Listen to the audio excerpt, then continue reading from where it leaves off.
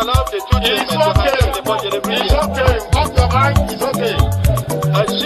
Off your mind. Off your Chai! Now wow, people wey suppose talk truth to power don't off mic. And if we talk, now 500,000 they go summer us, call them hate speech. But fear not, my ego don't come. Ingo torchlight every corner, nooks and cranny of all these bad people where they spoil our country.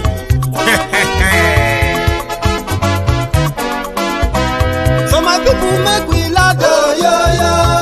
My ego don't come, oh, yo, yo. My people make we shout, oh, yo, yo. My ego don't come, oh, yo, yo. My ego don't come, man of the masses, oh, yo, yo. My ego don't come, oh, yo, yo. My ego diary politico, oh, yo, yo. My ego don't come, oh, yo, yo. This one not the off in mind, oh, yo, yo. My ego don't come, oh, yo, yo. And in the touchlight every corner, oh, yo, yo. My ego don't come, oh, yo, yo. Okay, some people be they holla say they want the power. Chai, them be promise us say we go get light and power. Nah. Them hustle sote they can't get the power. But now they know they do anything with the power. Sure. Every day, dollar just they get the higher power over naira. See them talk say make we off mind, but thank God say my ego don't come. So my people make you loud, oh, yo, yo. My ego don't come, oh, yo, yo. My people make we shout, oh, yo, yo. My ego don't come, oh, yo, yo. My ego don't come, man of the masses, oh, yo, yo. My ego don't come, oh, yo, yo. My ego diary politico, oh, yo, yo. My ego don't come, oh, yo, yo. This one not they off in mind, oh, yo, yo. My ego don't come, oh, yo, yo. Person where they do evil, no one make person talk. Them say that my egun, that man do they talk. He do they talk. Say my egun diary, he they hot like pepper. But every day then they take money in bulk. Woman picking, they the street they hawk. Still them talk say make we not talk. But thank God say my egun don't come. So my people make you laugh, oh, yo, yo. My egun don't come, oh, yo, yo. My people make you shout, oh, yo, yo. My egun don't come, oh, yo, yo. My ego don't come, man of the masses, oh, yo, yo. My ego don't come, oh, yo, yo. My ego diary politico, oh, yo, yo. My ego don't come, oh, yo.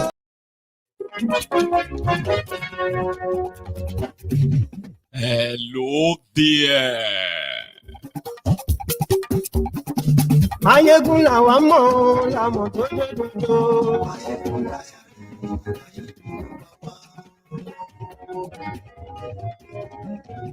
Ayé kún àwa mọ̀, àmọ̀ tó dòdòdò. Ayé ti dé ọ̀rẹ́ ara yìí. Lórí Facebook, lórí YouTube. Lórí ṣe ń lọ ní máyé kún dá wa sí. Àṣírí ọ̀tẹ̀lú kì í kó níbẹ̀ o. Good morning to you.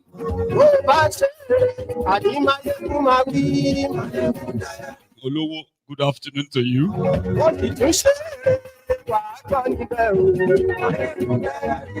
And good evening to you from wherever you are joining us. It is brunch time with Mayegun.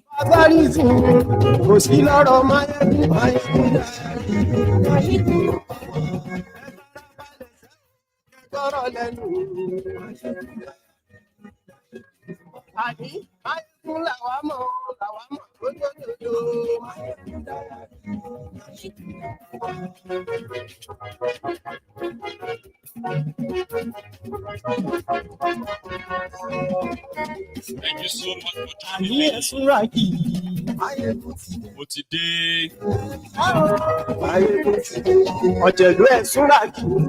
again, thanks so much for joining me from wherever you are tuning in, right? Read the caption of this broadcast, the description of the broadcast, like it, share it, invite your friends, invite your not so friendly friends and tell them that Mayegun today.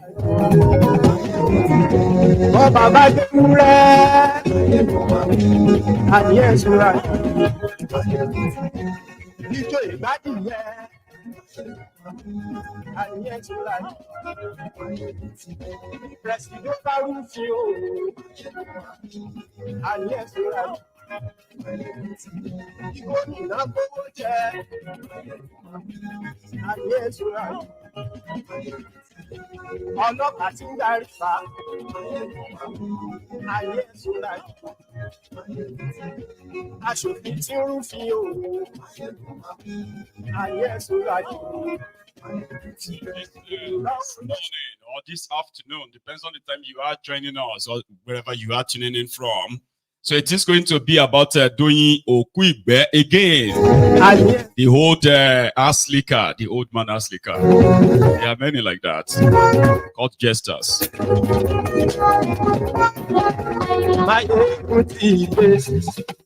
But today. So good morning to you once again. Good afternoon to you. And good evening to you from wherever you are tuning in from until the brunch time with Mayegun. It is Mayegun Live. So this morning, I think today we make it day 9 that Kalu left Nigeria for the UK, where he is currently resting, having his vacation. They call it 2 weeks vacation, and that should be Kalu should be planning to go back to Nigeria in the next 5 days, and that should be maybe by Wednesday or so. And according to this old man, old picture by the way, Doyin Okuigbe, who was the former presidential spokesperson to Goodluck Ebere Sultan. Then he later became the Director General of Peter Obi for President 2023 until the establishment came for him, where they used the compromise of his criminal past. He's also an ex-convict, a convict of corruption, who was convicted of looting or stealing and mismanaging money when he was serving as presidential aide in Nigeria. So since then, Doyin Okuigbe has been trying to sort of put himself in the media. The last time he had so much positivity kinda was when he tried to rejuvenate himself or rebirth himself through the obedient movement. There are so many crooks and criminals who also tried to use the obedient movement at the time to rebrand. But it is pretty much like, once you are a shit like that, it doesn't really, the stench doesn't really go away per se. So it didn't take time before he was forced to resign from the obedient movement. And since then, it was like, one of the best decisions that the obedient came to kind of realize later.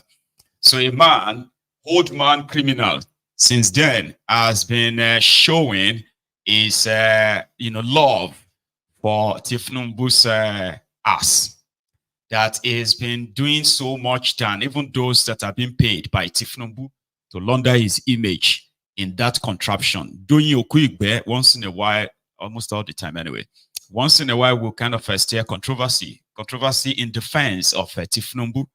The latest one is this header of this broadcast, right? Doyin Okuigbe said that those of you condemning TINUBU, that why can't TINUBU spend his holiday in Nigeria, like promotes one of these states in Nigeria to show that people could holiday in Nigeria or anywhere in that contraption. So according to him, he said, you are uninformed. So many of you are not informed because a president can't really holiday in his country if he wants to, especially a country in crisis. He admitted that Nigeria is in crisis, and therefore the best place would be far away from Nigeria for TINUBU to go and reflect on his policies okay, rejig his cabinet, and then once it comes back, life will begin to get better for all of you in Nigeria. So that's what he said. Verbatism. I'm going to try and share the parts, or in quotes, what Doyin Okuigbe actually said. Okay, so according to him, the Nigerians condemning thiefnubu, they are ill-informed. So this is it, verbatism, in quotes. Okay, said, I have read many uninformed criticism. Let me put down the screen. Hang on, so I can read it from my phone, by the way. I have read many uninformed criticism of the president's holiday trip abroad. Personally, from my understanding of how presidents behave in periods of national crisis, so he admits that Nigeria is in the current national crisis. True to that.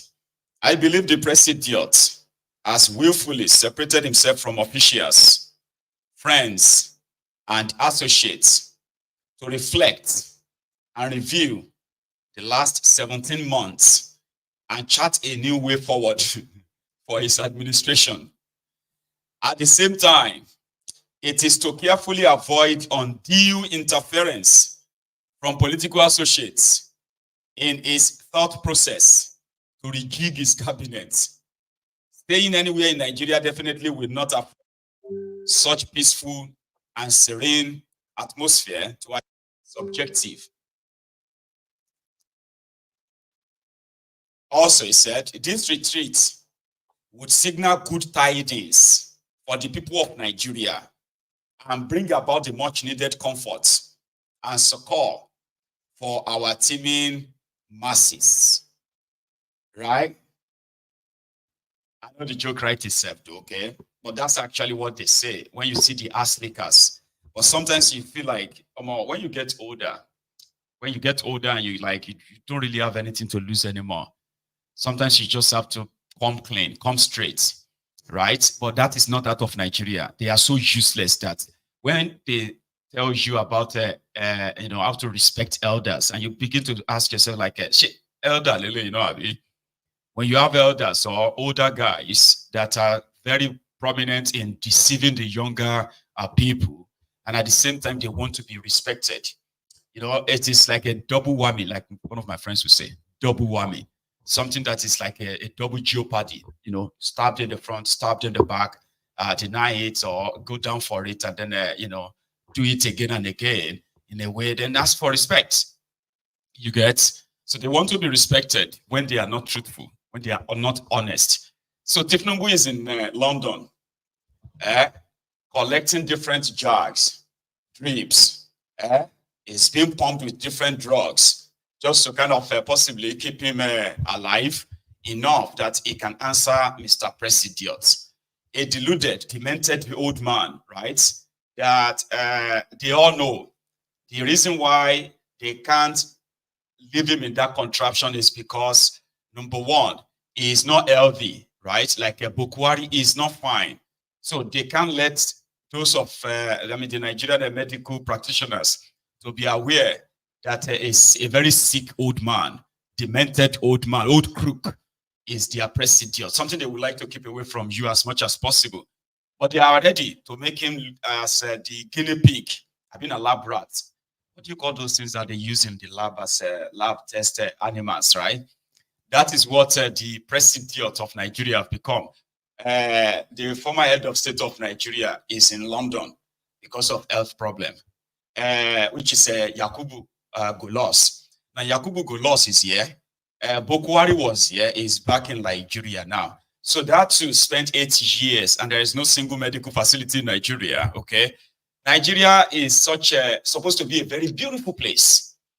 Here you get now, like some of us who live abroad, when we remember our childhood, when we remember about beautiful places, even if you are the type who never really left your region, yeah, there are beautiful places that you can go to in that country if these guys have not really bastardized the entire place and then turn the whole place to dangerous areas that you do not want to risk your life going to, even they themselves don't want to.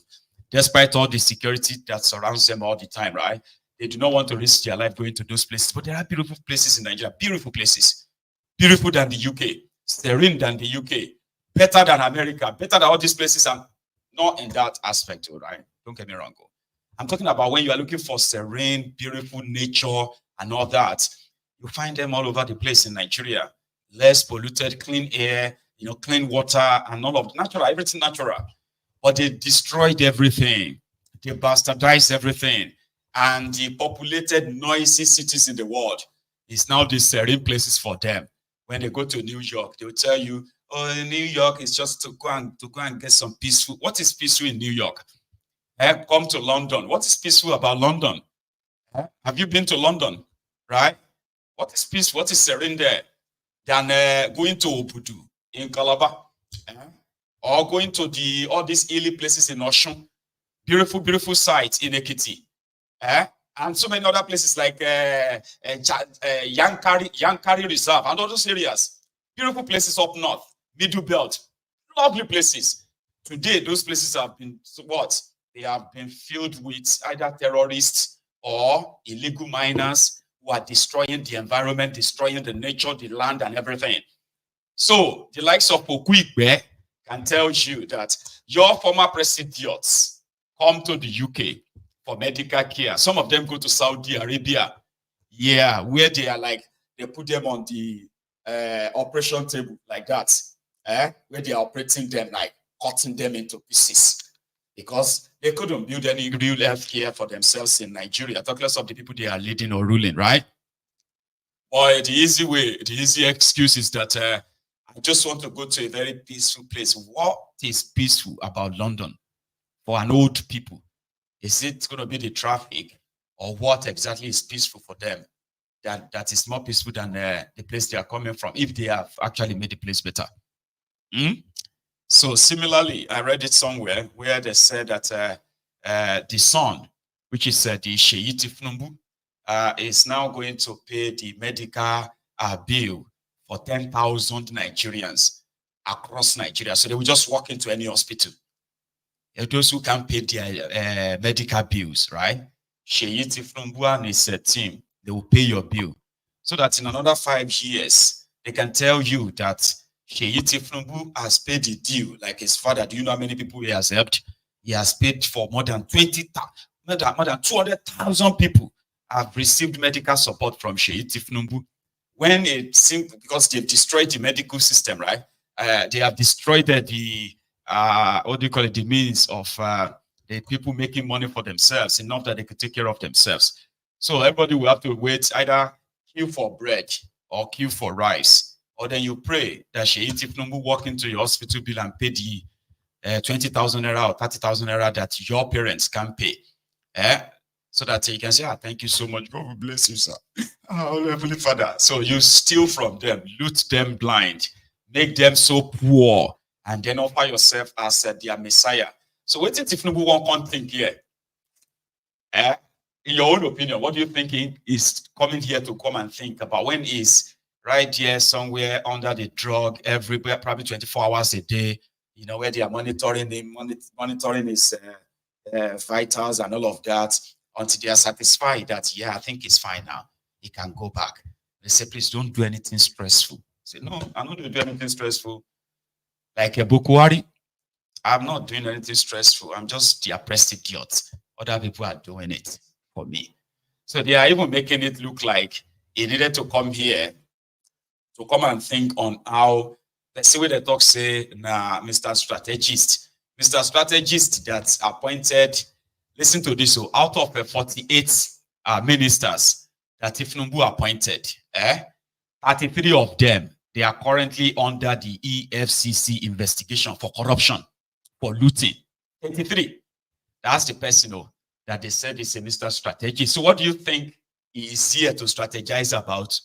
To look for further thieves, or reshovel the thieves, so that they are telling you that if he comes back, the likes of Okuigbe is telling you that once he comes back, he's coming back to come and make your life better. How? It is really, really ridiculous, but it is Nigeria. Alaye is here, okay? and possibly, I know some said that he's probably looking for appointments under TINUBU. I don't really think he's getting any. Most of them are like that. Okay, you've seen Reno Mokri. You've seen what's the other one? His name Buala, Daniel, so Buala, and all that. So these are a bunch of ass leakers, indeed. Okay, who are mostly shameless too. But there are those in Nigeria, right? Who I don't know. It's like it's in the gene, or I don't know. Maybe it's this. If you are supporting APC, like they say, you do not need your brain per se. Remi Ahmed Tifnumbu Rat was in Ileife yesterday, right? So Tifnumbu is showing the Nigerians shaggy. The wife is empathizing with them.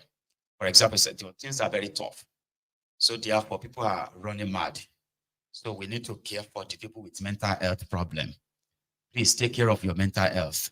In this TINUBU'S Nigeria, take care of your mental health. But who is running you mad in Nigeria other than TINUBU and his policy? So they said TINUBU is here to review his policies with who? So Remi was in Ileife yesterday. And she said her husband is rich. Therefore, her husband is not greedy. Your husband is not greedy. Why do they really like to talk about them being rich? When in actual fact, right, they do not have any real business that you can say, oh, for example, now you can say, okay, this is TINUBU'S business. Does anybody know what TINUBU'S business is? Or Remi's business? Do you know what Remi's and TINUBU'S business, what their businesses are? Apart from politics, apart from being former governor, godfather, and can you tell me what exactly is TINUBU'S business apart from politics? So every time they say he's a rich guy, he's not greedy, isn't that like a mockery, like an insult to you? Do you not really see that as an insult to you? Like, okay, what exactly did TINUBU invented? What did he invent? Where did he make his money from? Where? I know the answer. I'm just asking you. So they loot you blind, then come to you and brag and say they are very rich and they are not greedy. You are not greedy. But suddenly you are paying the subsidy that you claim you have removed to yourself. And you continue to say you have removed the subsidy when you know you haven't. And Nigerians are so gullible. Sadly, so gullible that some of them actually repeating the same. They are telling themselves that the reason why things are tough for them in Nigeria right now is because they removed subsidy. People are going on TV. They are repeating the same thing. That is because they removed subsidy. They removed subsidy. But you know they didn't remove any subsidy. They only changed the beneficiary, the people they paid the subsidy to. And it's obvious now that, yeah, the TINUBU of this world have made enough for themselves on behalf of his supposed uncle, Abubakar Makwe, from 74 billion naira asset all these years until 2023. Then between 2023 and 2024, now grown to nearly 2 trillion naira worth. All because they are now responsible for the importation of a fuel from Malta, where they are collecting their subsidy steady. And then you still go out there and say, okay, the reason why all of you are suffering is because they remove subsidy. If you remove subsidy, you don't determine how much they sell petroleum anymore. That means you don't determine that. But no, they still come out to tell you that NNPC has said that, has increased the price of petroleum. And therefore, everybody will just fall in line and begin to increase their own like that. So she was in Ileife to donate money. She gave them 1 billion naira. OAU, Obafemi Awolowo University, because she just remember how beautiful the place was. And she's so like. I said, what? Where is that 1 billion naira coming from, by the way? Is it coming from our private pockets? Or is that coming from our office that is illegal, officer of the vexed lady? She is the vexed lady of Nigeria, right? And the most thing she says everywhere she goes to is that We are not greedy. We are rich. We do not need Nigeria's money. We are just trying to help Nigeria. God damn it, man. Had one earlier. In my day was beautiful. What I saw today, the road and all that. I don't have what chairman is here. Has he gone? He ran away because he knows I'm going to call him out. But we need his help. Because I wanted to put him on the line. And KBC, between the VC and KBC, I'll donate $1 billion to the school.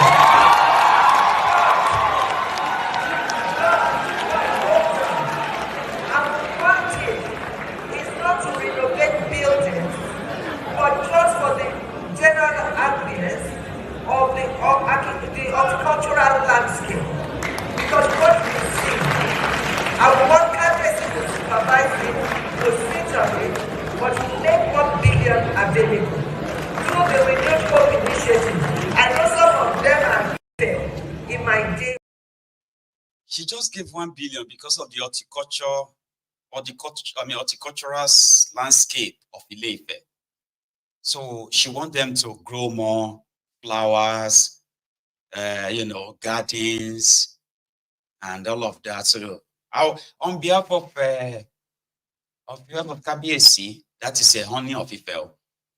And then I'll give 1 billion. I'll give $1 billion. Billion naira. And that's what they go about doing. But people never ask, they just clap. Where is that 1 billion coming from, ma'am? Hey, sorry, can I ask you a question, ma? Yes. That 1 billion naira, where is it coming from? Is that coming from the public fund? You know, Nigeria is very used, they are like that. Politicians and their wives, they will go anywhere, they will go to churches, they will go to mosques, they will go to a few other places and just say, I am donating 500 million naira. From where is that money coming from? Public fund, though. People's taxes. So somebody that was never really elected, so to say, but the wife of a man, an illegitimate president of the country, okay? So the wife goes somewhere and said, oh, I just love the horticultural. It used to be so beautiful. And I don't know what happened. It's no longer beautiful. Okay, I'll give you 1 billion naira to start planting the flowers so that you can horticulture. She was there. But if you take a look at this, imagine what a billion naira would do in such environment like this. FMC, that is now the Federal University Teaching Hospital, Owerri. Inside this ward, you can see children here. Children admitted here. Out of 6 bulbs, only 1 is on. These 2 ceiling fans are not on at all. Look at the walkways. Look at the walkways, very dark. Look at the walkways, very dark. This is a federal institution here in Owerri, federal hospital. And somebody is in charge. Can't the government come in and look for what is happening here? What are we seeing in this town? Why are people so wicked and mean? Putting people in a place that there is nothing working there. Let the government come and ask questions. Who is taking the money to maintain this place? What kind of nonsense is this happening here? Is it TINUBU that's in charge of this hospital now? Is it not human beings? Or Burundi in charge here? On Dibo mege here. Or one else Chigeba. Or one Yoruba Chigia. Can't our people reason? What is happening here? You torture little children and their parents because and they are paying heavy money. You can't put light here. You can't put ceiling fan. They stay here in the night. And I mean, this is wickedness. Too much. Yes, brother. It is. If you decide to go around the Ile-Ife and go and check the hospitals, go and check the wards, and see what a billionaire can do there. But no.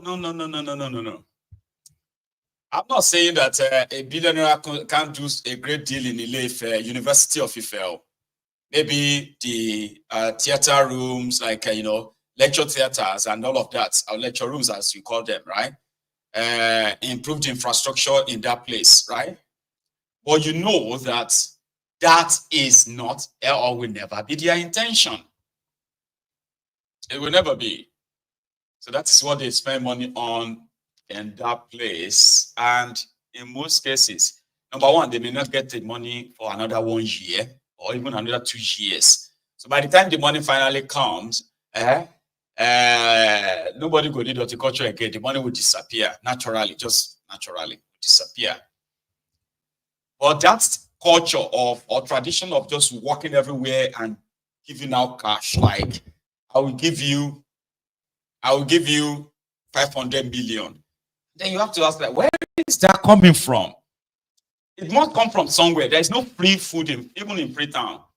Nothing is free. So you get, when politicians make donations, right, to make themselves feel good, the money is coming from somewhere. Where is it coming from? Who gave her the right to donate public fund? Is it a personal money? Of course not.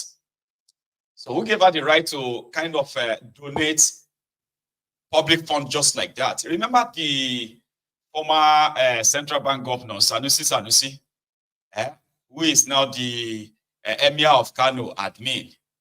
Yeah, you know, they have two emirs of Kano now. There is Ado Bayero. That one is Emir of Kano Academy. And Sanusi is the Emir of Kano admin.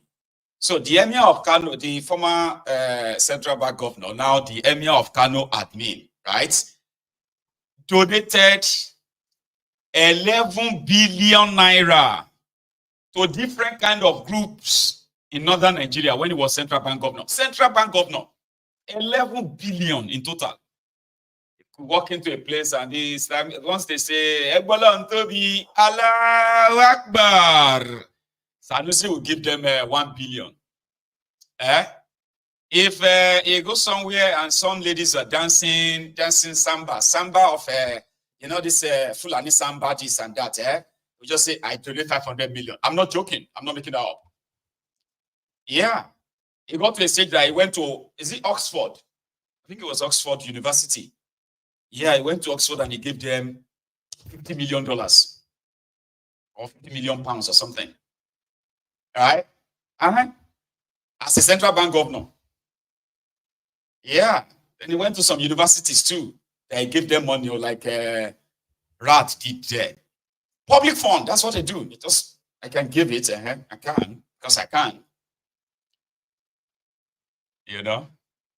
And at the end of the day, it is just a place where everyone you just do what you want. There's no consequences of anything. Absolutely not. Right? While the real sectors yearning for attention never really gets them, ever. So it's their tradition, the tradition of being the big man, you know, I'll write a check. I'll write a check, okay. How much? 200 million. I say, Mayegun, where did you see 200 million naira? Don't worry.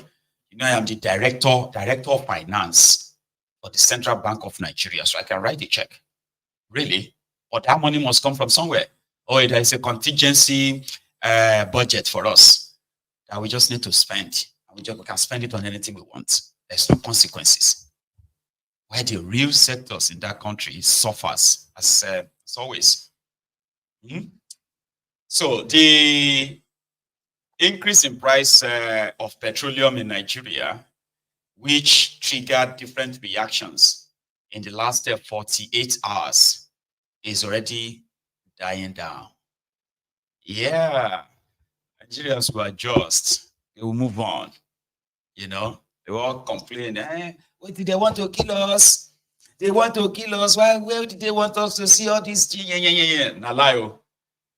Just a few days after, everybody don't move on. I saw this on their screen earlier today. Some ladies in the new Central studio. We have off 2 fridges in my house. Only 1 freezer is working. So these are the adjustments we're talking about that people are having to make. And I barely drive basically to the office. So most times the full tank will take me a week and a half, a few days. So every 2 weeks, you want me to be paying 50 something upwards of 170,000. In fact, when your fuel tank is now on half, you begin to panic because that's where your budget takes you to. Yes. If your fuel tank comes lower than half to a quarter, or even kissing the E, you know that you're looking at 100,000. Yes. These days, once it gets to half, I'm trying to buy because I can't predict what will happen in Nigeria. But see, we talked about families having to choose which child goes to school. Yes. If any child at this point in time. We spoke about 101. People right now are doing 001. I told you about the lady who said she eats every other day because of her children. And I simply do not understand. We're in a country where this is a natural resource that comes from. Kilefe, what do you want? What do you like? Yesterday, I'm so sorry. I was vibrating now. I am unhappy. Yesterday, I'm vibrating. I'm trying to cook concoction rice. Do you know that I bought one smoked Titus for 2,500, and I wanted the rice to really be fishy so that it would be nice. So that multiplied by 5, because all of them were scrawny like this. And you wanted it to buffer your soup. That means at home now, I'm telling my children that, oh yeah, you know that thing that they used to serve rice in party? That one that you pack rice inside and used to do one scoop. Yes. I think it's 2 scoops everybody's going to be eating. Yes. Because you cannot continue like this. How many families can afford more than... One family told me that, a friend of mine told me that in their house, she and her husband will share 1 egg. And their 3 children will share 1 egg. So that they can spread the 6,200 naira crate. Yes, 60. Now, eateries and Yaput, they are selling 1 egg, 300, some 250. And you ask them, what is their gain in there? I don't know. People, their gains are not, they're very tiny. And yet you will hear some of them telling us that, oh, now that the president is on vacation, that by the time he returns, he will have the brainwave on how to move us forward. Are you kidding me? Saying that, yes. It's so disheartening and painful. See, right now, I'm even annoyed at this bar. And it's even, let me even tell you, I'm the one who approved the bar. But I realized NNPC is 998. My own is I bought 1,050 naira. Yes. So it is 1,050 naira. How many of us have the time to queue at NNPC? We are trying to make the ends meet. Let me tell you, the ends are this far apart right now. And please, the ends, I want you to see me, please. Nigerians, the ends are this far apart. The ends are this far apart. Yes. Where is the middle ground? For me, the middle class. I don't feel middle class anymore. My economic standing has changed. I'm so sorry, blessings. And if it's this how I'm feeling, I can imagine people lower on the economic scale right now. How they have Tolu. What do you want from Nigerians? And I looked at that guy, he was pumping the guy, and I was thinking to myself this morning, I can say I can afford it. Yeah. But what about other people? Is it that until Nigerians start to drink water from gutters? It's until we use blood to run our vehicles. We're paying for care, we're paying for light, we're paying our children's school fees. Ladies, do you know how many parents have not paid? I can't do this. Wọ́n sọ̀rọ̀ ọ̀rọ̀ epo àwọn á di 200 á di 5. Ẹ fọkàn balẹ̀, a máa gbé wálẹ̀. Ẹ lọ fọkàn balẹ̀, ẹ lọ fọkàn balẹ̀. Wọ́n sọ̀rọ̀ ọ̀rọ̀ epo àwọn á di 200 á di 5. Ẹ fọkàn balẹ̀. A máa gbé wálẹ̀. Ẹ lọ fọkàn balẹ̀. Ẹ lọ fọkàn balẹ̀. Ẹ lọ fọkàn balẹ̀ o. This mama. What happen? You say what happen? God go arrest APC people. Direct. They will God.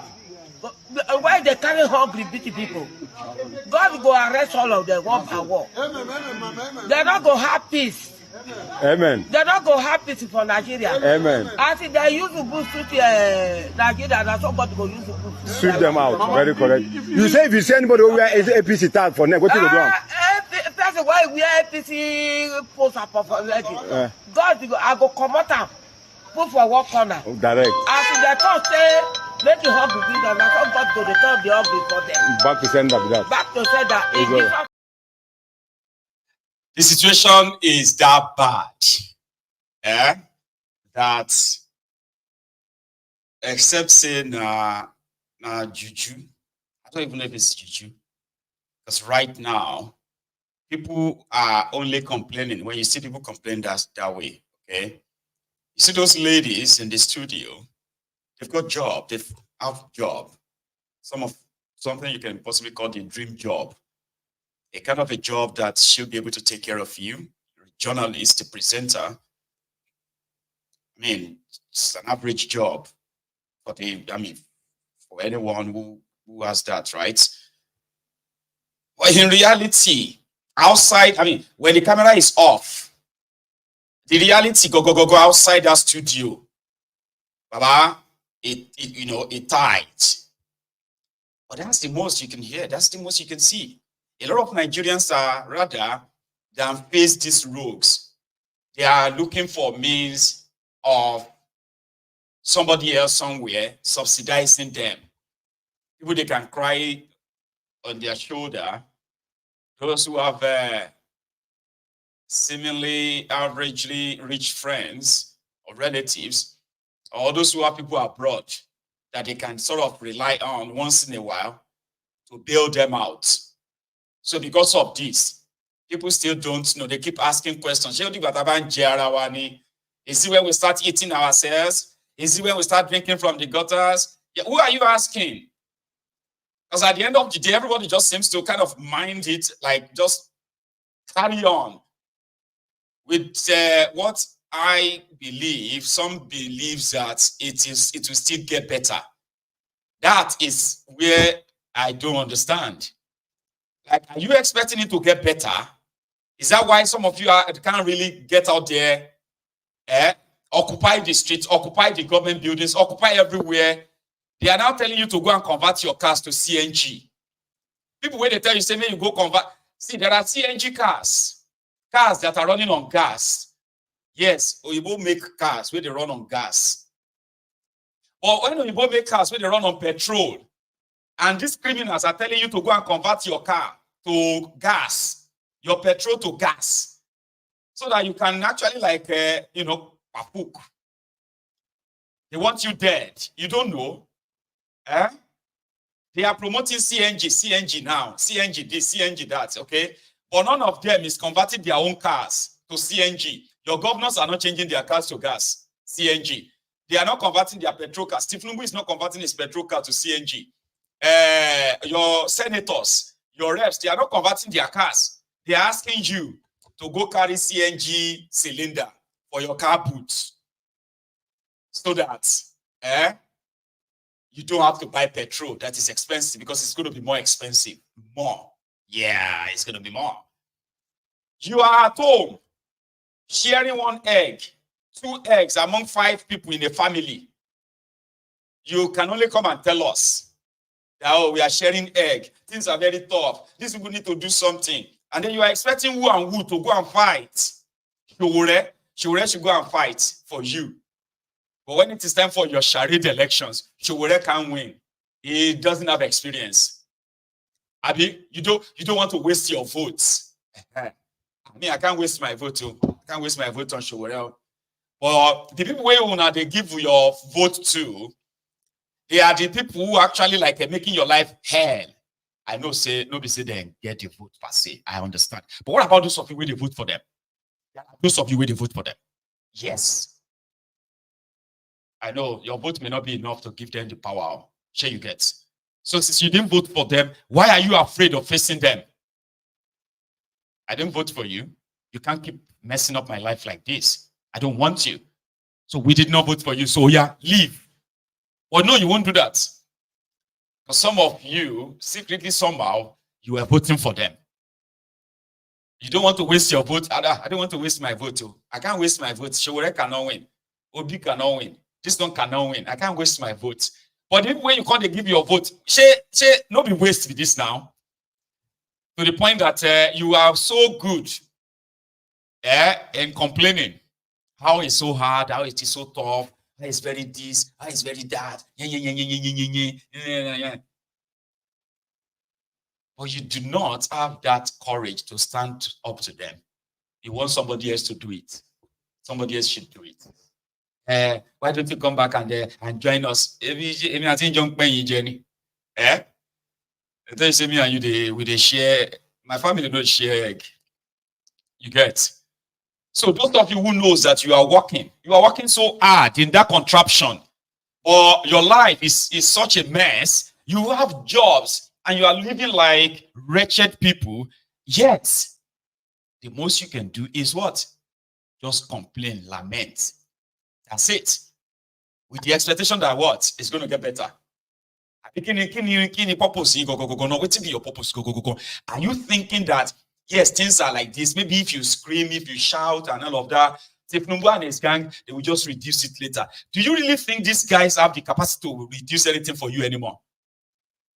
I'm asking these questions now to those of you watching me from Nigeria, please. Because I know say those of you watching me from Nigeria, you are the people who can still afford data. Some people don't get any time for any social media anymore. Social kenny, where's the money? Some don't sell their phone, they can buy their dinner. Forget about internet, forget about social media. But some of you still have chance of loading 100 naira, 200 naira to come to social media to watch my ego. I'm asking you, before you sell that phone, before the shege hit you, enough that you self, maybe say you die, people will not go just see you for social media anymore. Say, the last time so person, the last time we AK posted.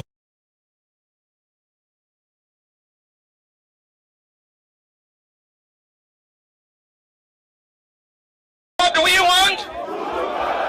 I cannot hear you. The reason we gather together is because we want good governance. Number two, we gather together because we want to kill corruption and non-Nigerians. We must kill corruption. And those who are corrupt must go with corruption. While corruption is being killed, those who are corrupt will find their own level too. We will not allow Nigerians to be killed by indecisive government and corrupt leadership.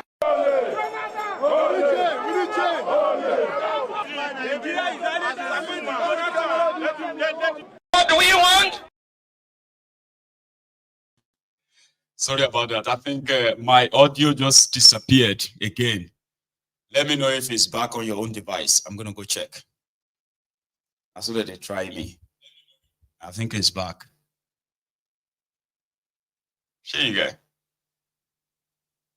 Because that's what happened. They'll say, when was the last time AK posted on social media? I have not seen Fetio. I haven't seen the social person. What about Lola? Yeah?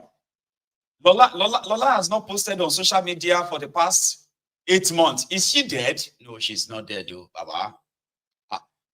Social media, Baba. Everybody is trying to stay alive right now. Whatever you can see, may you take her. I mean, anywhere where you see food, chop.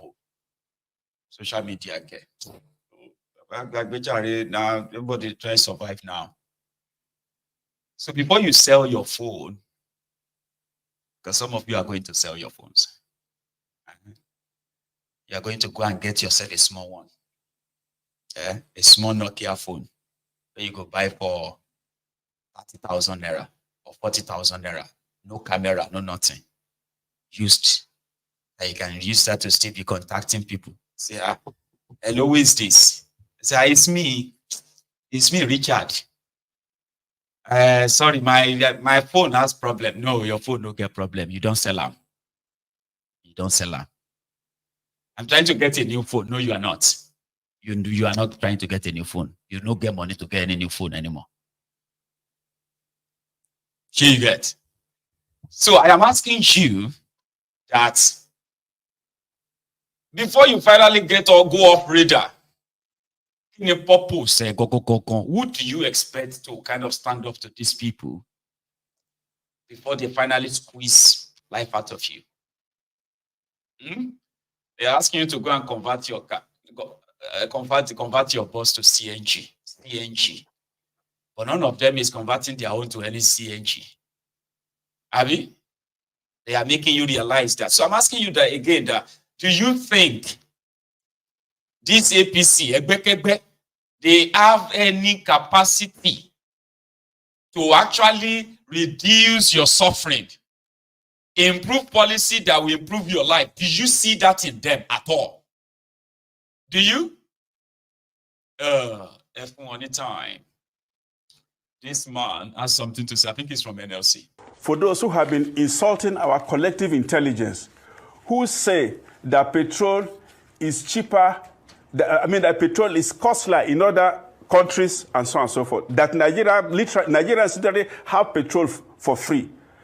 Shame on them for insulting our intelligence. They tell you how much they sell petrol in Ghana, in Cape Verde, other countries. They don't tell you how much they earn in those countries. Now, I have with me a chart.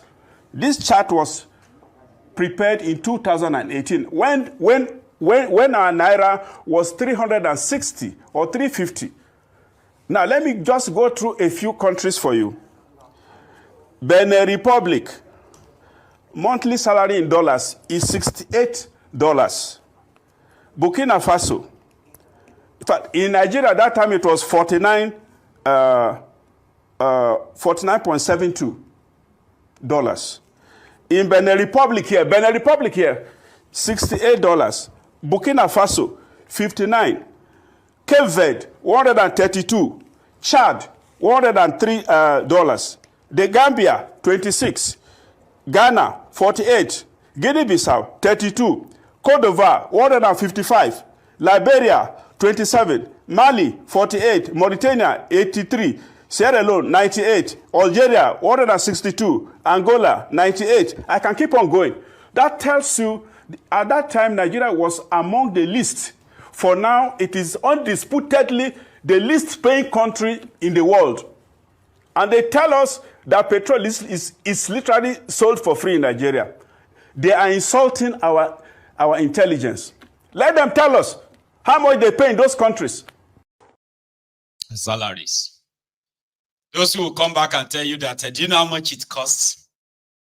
Now, they are almost selling petrol in Nigeria now, per liter for $1. Imagine.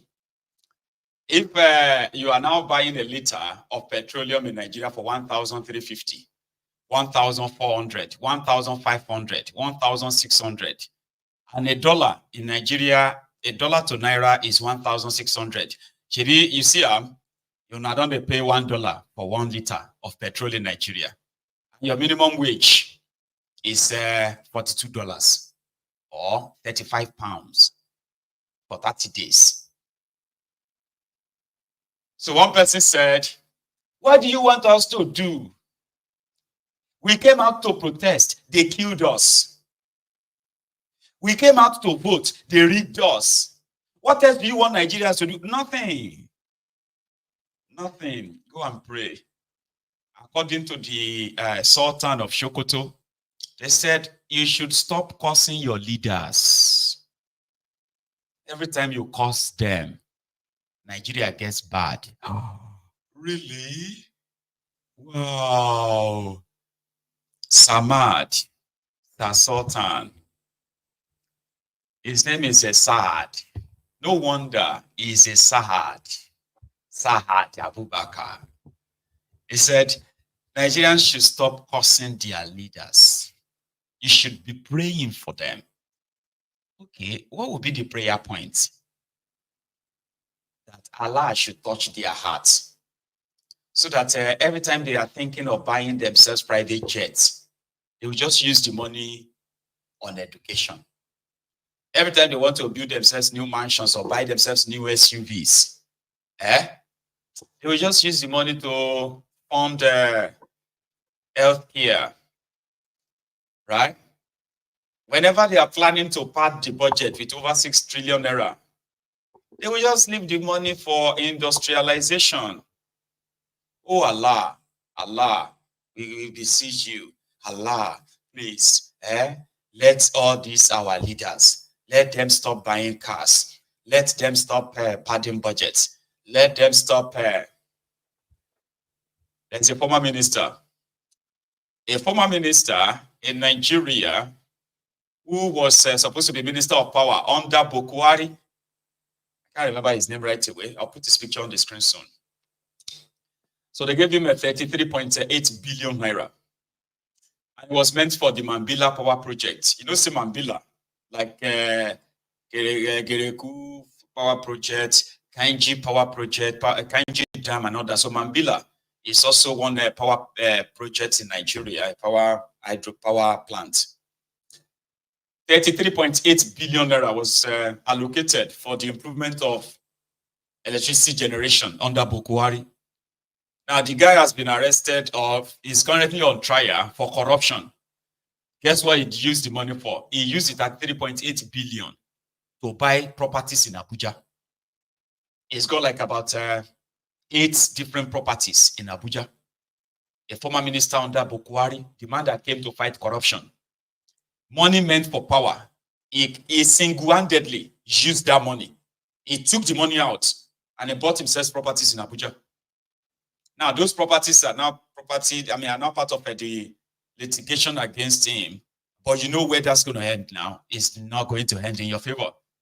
One person stole money that could have generated over 400 megawatts of electricity, that could have improved your electricity, generation and supply, that could have helped your industrialization, your industries, to not depend on buying diesel or petrol to power the industries, right? But one person stole the money to buy houses.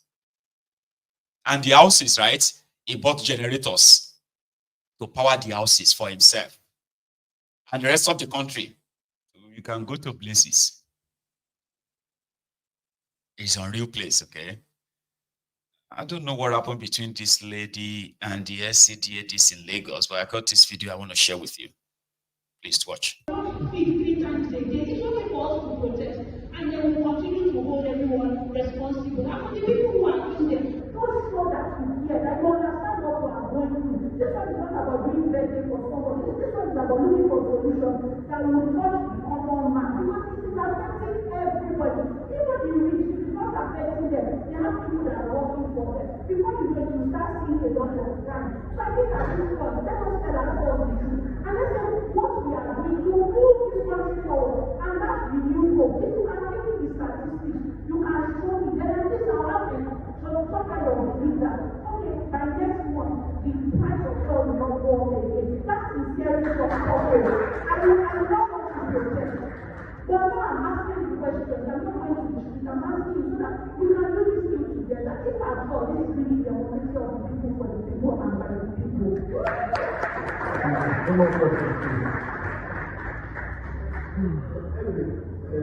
My sister, honestly, I feel your pain.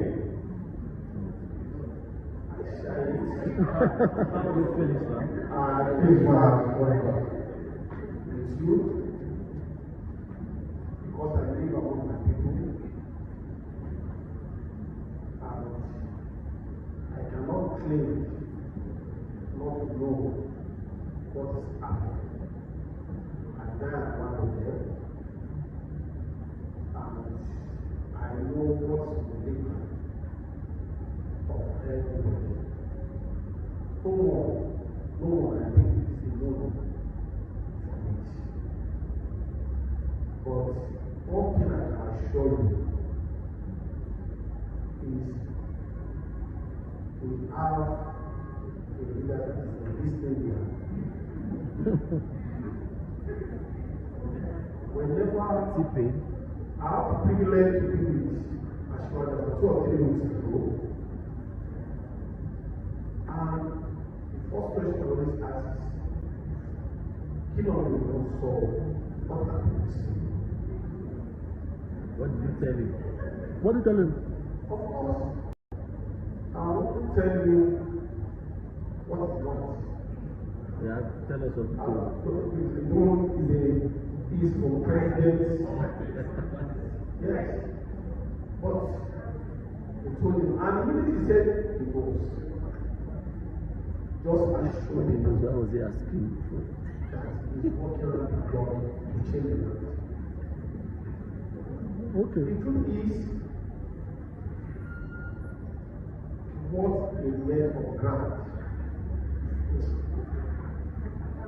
Anyway, don't let us go. But he cannot do it now.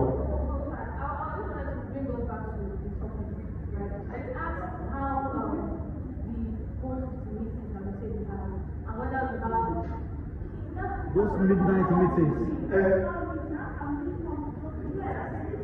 No, it's not this out there now. Yes, you are talking about social media. We are the era of social media now. Say for example now, she moved from Nigeria to Bushi, and she wants to know what has been going on there, what you promised, and whether you are keeping up to it. How can she find that information? That's what she has. You have videos, you have a document. Everything. That's what she has.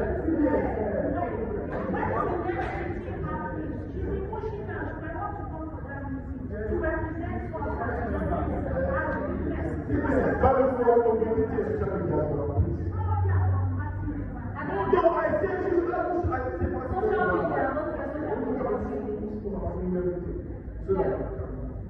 I would say that we talk a lot about our job. We talk about coyote. We talk about flyover. I mean, the roads around. Yes. You said when we come down from the flyover that the road is not good. Was that what you said? Yeah.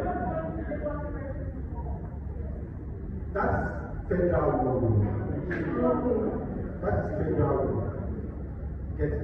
And it also interests you to know that that road, at least in the last 2 years, anyone living along that corridor can attest to the fact that they are rehabilitating that road. Eh? Yes, they've been rehabilitating that road. But the Okuigbe that you are talking about, that is where you come down. They are working on it. If you want to fix all that Okuigbe that you know that they are working on that place now. Nuisance Lele. That's the LCDA chairman, one of the LCDA chairmen in Lagos, area of I think area of Mushin and all that. So yeah, that's GRV. He was invited to that conversation there, and the question was directed at that guy answering in blue. That's the SCD chairman, APC. Is they're trying to defend their thiefnubu. That thiefnubu is a listening leader. That thiefnubu will ask them, what are the people saying about us? So they are going to make sure that things get better and you give them time, like that. You know? God damn it, man. Anyway, I caught these exchanges between, you see, normally, right, we see the National Assembly, if to say you actually elected those clowns. Right now, that Nigeria is in serious economic crisis, and they are not selected rogues as leakers. Situation like this would have prompted them to invite the press idiots to come and tell them what's going on, man. You need to tell us what is really going on with this, your policies in this country. People are going through a lot. But no, they are there to lick his asses and then waste their time on absolute nonsense. This may be one of them, but I just want it to be on record. Oshiomole and Akpabiole in the Senate. It's a long watch, okay? But please just relax and listen to them, to the both of them. Anyway, you can say something. Mr. President, I'm very grateful for this privilege. And I think it is fair to just start by congratulating you for being awarded your own local government. I think your governor, I really want to congratulate you. Maybe, as they say, even a madman, when the train is coming, he will regain sanity until the train passes. So I congratulate you for the award. But really, you know... For winning my local government? Sir? For winning my local government? I say I congratulate you for winning your local government. Okay, yes, I thought you were congratulating me for the award of GCON. No, actually, you kept if that has not been done, because I wasn't around yesterday and the day before. No, you kept using the word. I think you deserve to be congratulated because it was long overdue. Because previous Senate presidents are giving the award the very week they are sworn in. So congratulations, we shall watch it, sir. Thank you. In a very uncommon manner. Thank you. But sir, the complexities of this issue is a bit such that, you know, we can't even say governors of a political party. The case of Benue is APC versus APC, which explains the unity between PDP and APC senators on this occasion. But with profound respect, I shall say substantially to what the former Senate president said. But I am like, there are more other questions that we ought to ask. Because even those of us who are here, our elections were challenged, conducted by INEC. And many of us are here courtesy of the judiciary. The judiciary found that those who were here before were, were not the winners, and in many cases, I'm not sure of the numbers. Many of us are here courtesy of judicial pronouncement. For me, it's courtesy of my electorate. Now, the issue for me is, why are we helpless? That is what, for me, leads to a much more complicated question. The purpose of judiciary is to listen exactly the same way as the state and federal high court tribunals and Court of Appeal and Supreme Court listen to those who have reasons to lay election petition before them. Why are the states, those who are victims of this open robbery across the 36 states, there is no exception. They ought to be able to approach the judiciary in their respective states. And I know for a fact that under the law, the state chief judge constitutes a tribunal to hear petitions arising from local government election.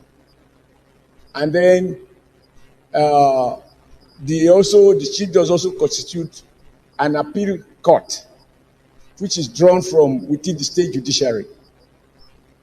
If, as it seems to be the case, that the state judiciary are unable to find their governors guilty of conducting an election that have been described in the manner that Benue was described, but that language is applicable to all without exception, so that we are not seen to be picking and choosing what to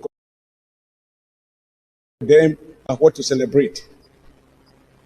It raises the issue of the independence of the state judiciary.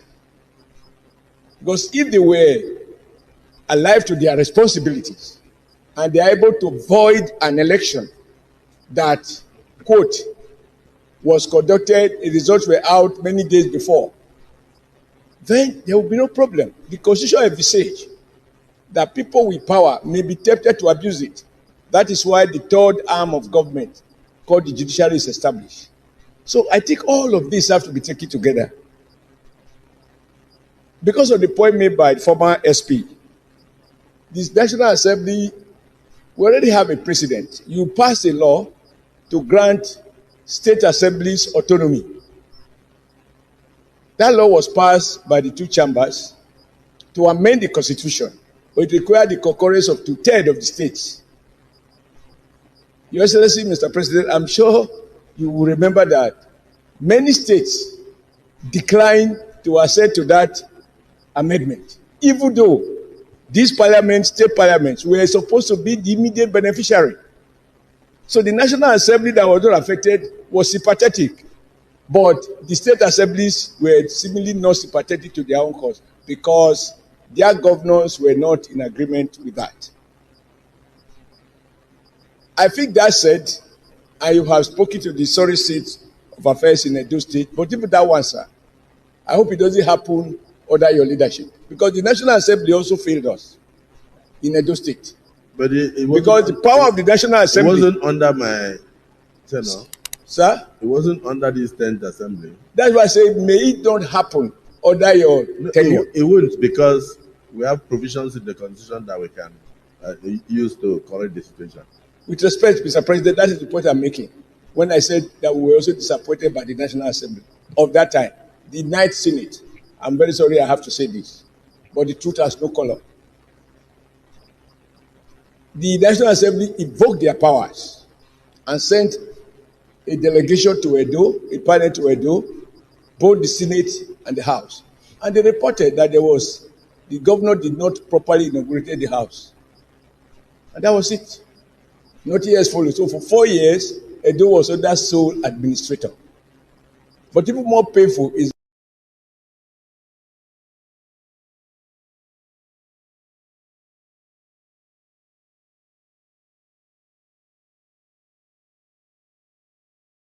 a parliament less than 24. Edo was run we tell people. But I didn't come to Abuja to lament the imperfections in Nigeria. Like you, I think we are here to fix what is broken. Obviously, elections at the local government level is broken, and it has to be fixed.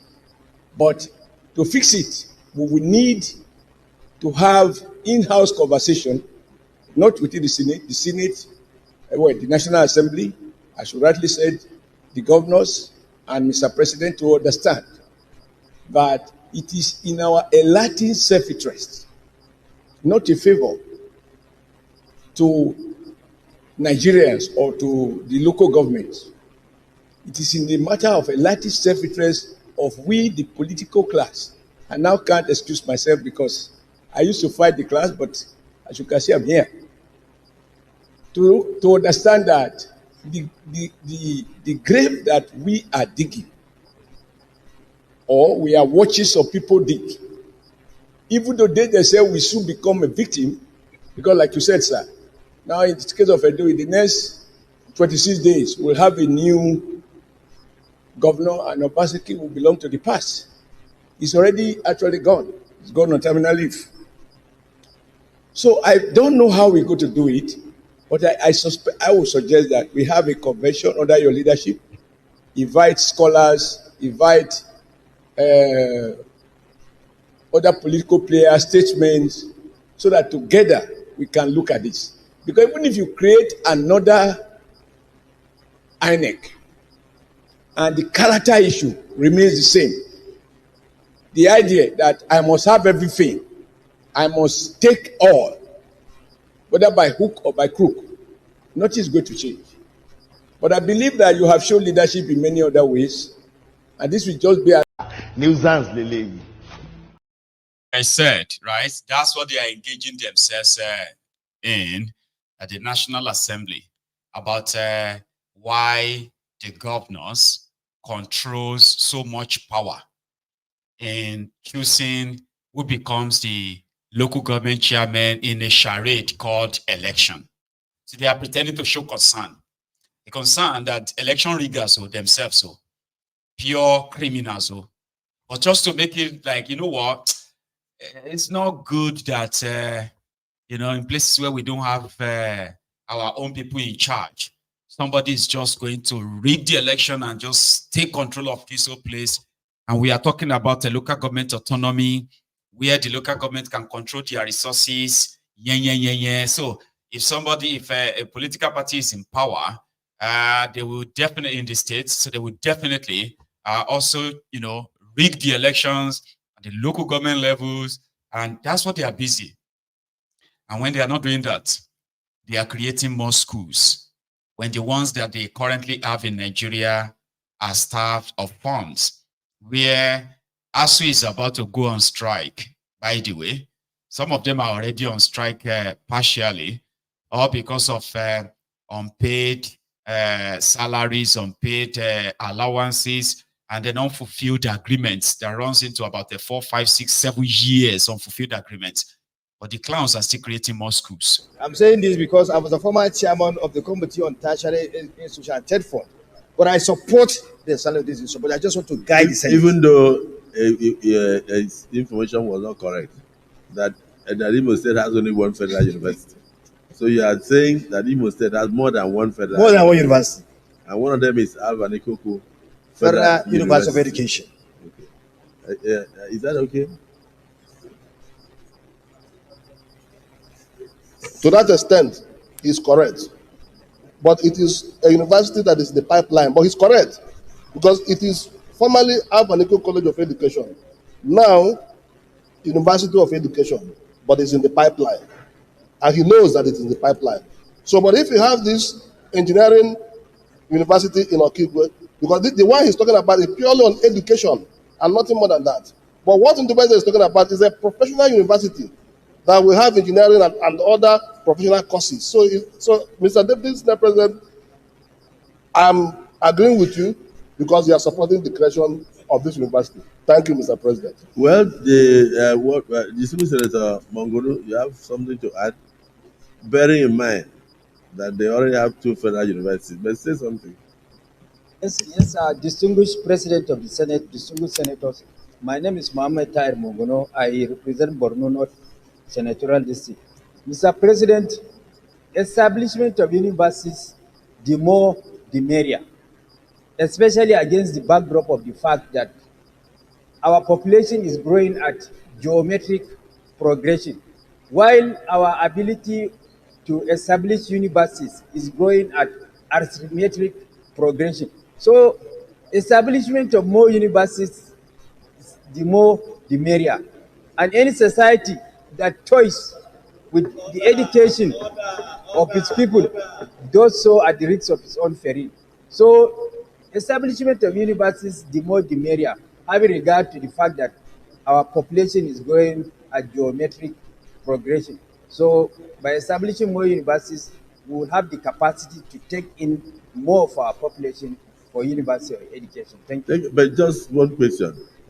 The university, you said the population is going at geometric progression. Yes, sir. While the establishment of universities is going at arithmetic. Huh? Arithmetic progression. Even the grammar is because of your education. So I want to thank you for your contribution. Thank all my colleagues. Is there anybody who is opposed to the establishment of this university? There is none. So thank you so much for your contributions, Clerk of the Senate.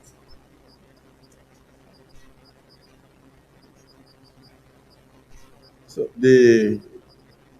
those who are in support that this bill be now read a second time, say aye, and those against say nay.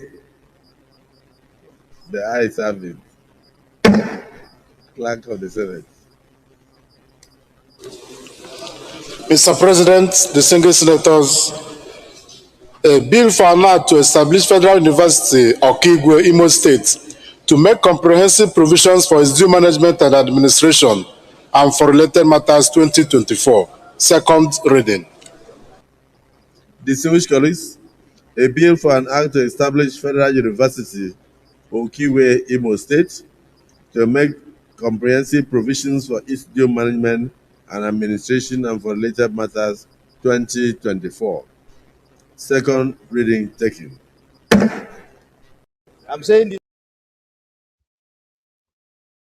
the country is burning, but when Akpabiole has something to say about that, because I actually heard him when he said that, people, it's true, the price increase of the petroleum products is a tough one.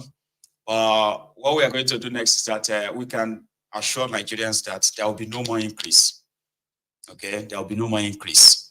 And if there's going to be any increase, the Nigerian Senate will intervene and kind of check the reasons before they allow it. They are fooling you. You know that. We don't. Somebody is speaking or saying something on that, right? Here. First, Mr. Dizu. There are many ways to skin a cat, and there are many ways to achieve something. And I don't believe in mono thinking. I believe that there are other ways by which we can effect the change of things like this, but it's not for me now to come and start being an Aluta professor on radio. Okay? It's not by demonstrating on the streets alone. That's not just the way. Come on. Think it through. Just that it will be a marathon. It won't be a 100-meter dash. If you want to change things legally, you can. If you have the resolve. Do most of us have the resolve? No. Most of us want other people to do these things so we can now enjoy a better environment. But it can be done legally, without violence, without any death. You need to open your eyes, expand your mind, and see in places where it has been done without a drop of blood, without anybody having to go to court. We just need to open up your minds. Even if you study your constitution, there are many provisions there for you to effect change if you are not happy, without dropping one drop of blood and doing anything illegal. I don't support anything illegal or violent. It doesn't make sense. Some people will say, I'm ready to die for this country. Me, I don't want to die. I want to live to fight another day. So you need to do some deep thinking and then have the resolve. Us now so everybody they speak grammar. I don't want to die. But there are ways. There are legal ways of changing things. People don't. Okay, tell us now. They won't tell you because everybody just wants to sound like a talking head. I'm a talking head. When people ask what is the solution, there is no solution that will not require bloodshed. Now, the problem is, do you have to make a natural selection? So do you have to make a physical selection of the blood to be shed? Or you just let the law of natural selection to take its course? Which simply means, yeah, people will die, but there will be a change if they sort of, persist in their demand of, we want this done, we want this done. Yeah? Yeah, maybe people don't want to die, which is what most people are like. I don't want to die. But do you know what is happening? Every day, the law of natural selection is taking us out one by one. The rich, the poor, the powerful, the powerless, the relevant, the irrelevant, that law of, you know what is called the law of natural selection? It is the one that's in a sort of a destroyed country like that of Nigeria, where you have a poor infrastructure due to corruption and incompetence of different rogues. There are people who are like who are going to fall victim of bad road, get involved in accidents, and then die. There are those who are like going to fall sick and preventable sicknesses that are not really supposed to kill them, and boom, they'll just stay saying don't die, right? Law of natural selection. The corrupt system that they have created, right? Where you are just minding your business, I feel stray bullet from overzealous police officer that wanted to shoot an Okada man that failed to give him a bribe. And you are there just minding your business, yay, you don't die. Or you are just trying to kind of make ends meet, right? Going about your normal daily legal also, and boom, you get kidnapped. And as you are kidnapped, in the process, they kill you. So many things can happen in in a society like that of Nigeria, that every day people die. Others, I had my very good friend, whose brother traveled to Nigeria. Okay, he's lived in the UK for about 25 years or 27 years. He's British. He's British. So he traveled to Nigeria. And that is not his first time. He's not been to Nigeria for like 20 years, but he started going back to Nigeria the last 5 years. So his second time of going back to Nigeria was this year. So something happened. He felt sick. I think it's because of the water or something there, right? And they said it's malaria. What do they call that thing? Like malaria. So they started treating malaria. Then within just 2 days, 2 days, things got out of hand. In the middle of the night, he started shaking so badly that they were like, you need to go back to the UK. But they needed to stabilize him.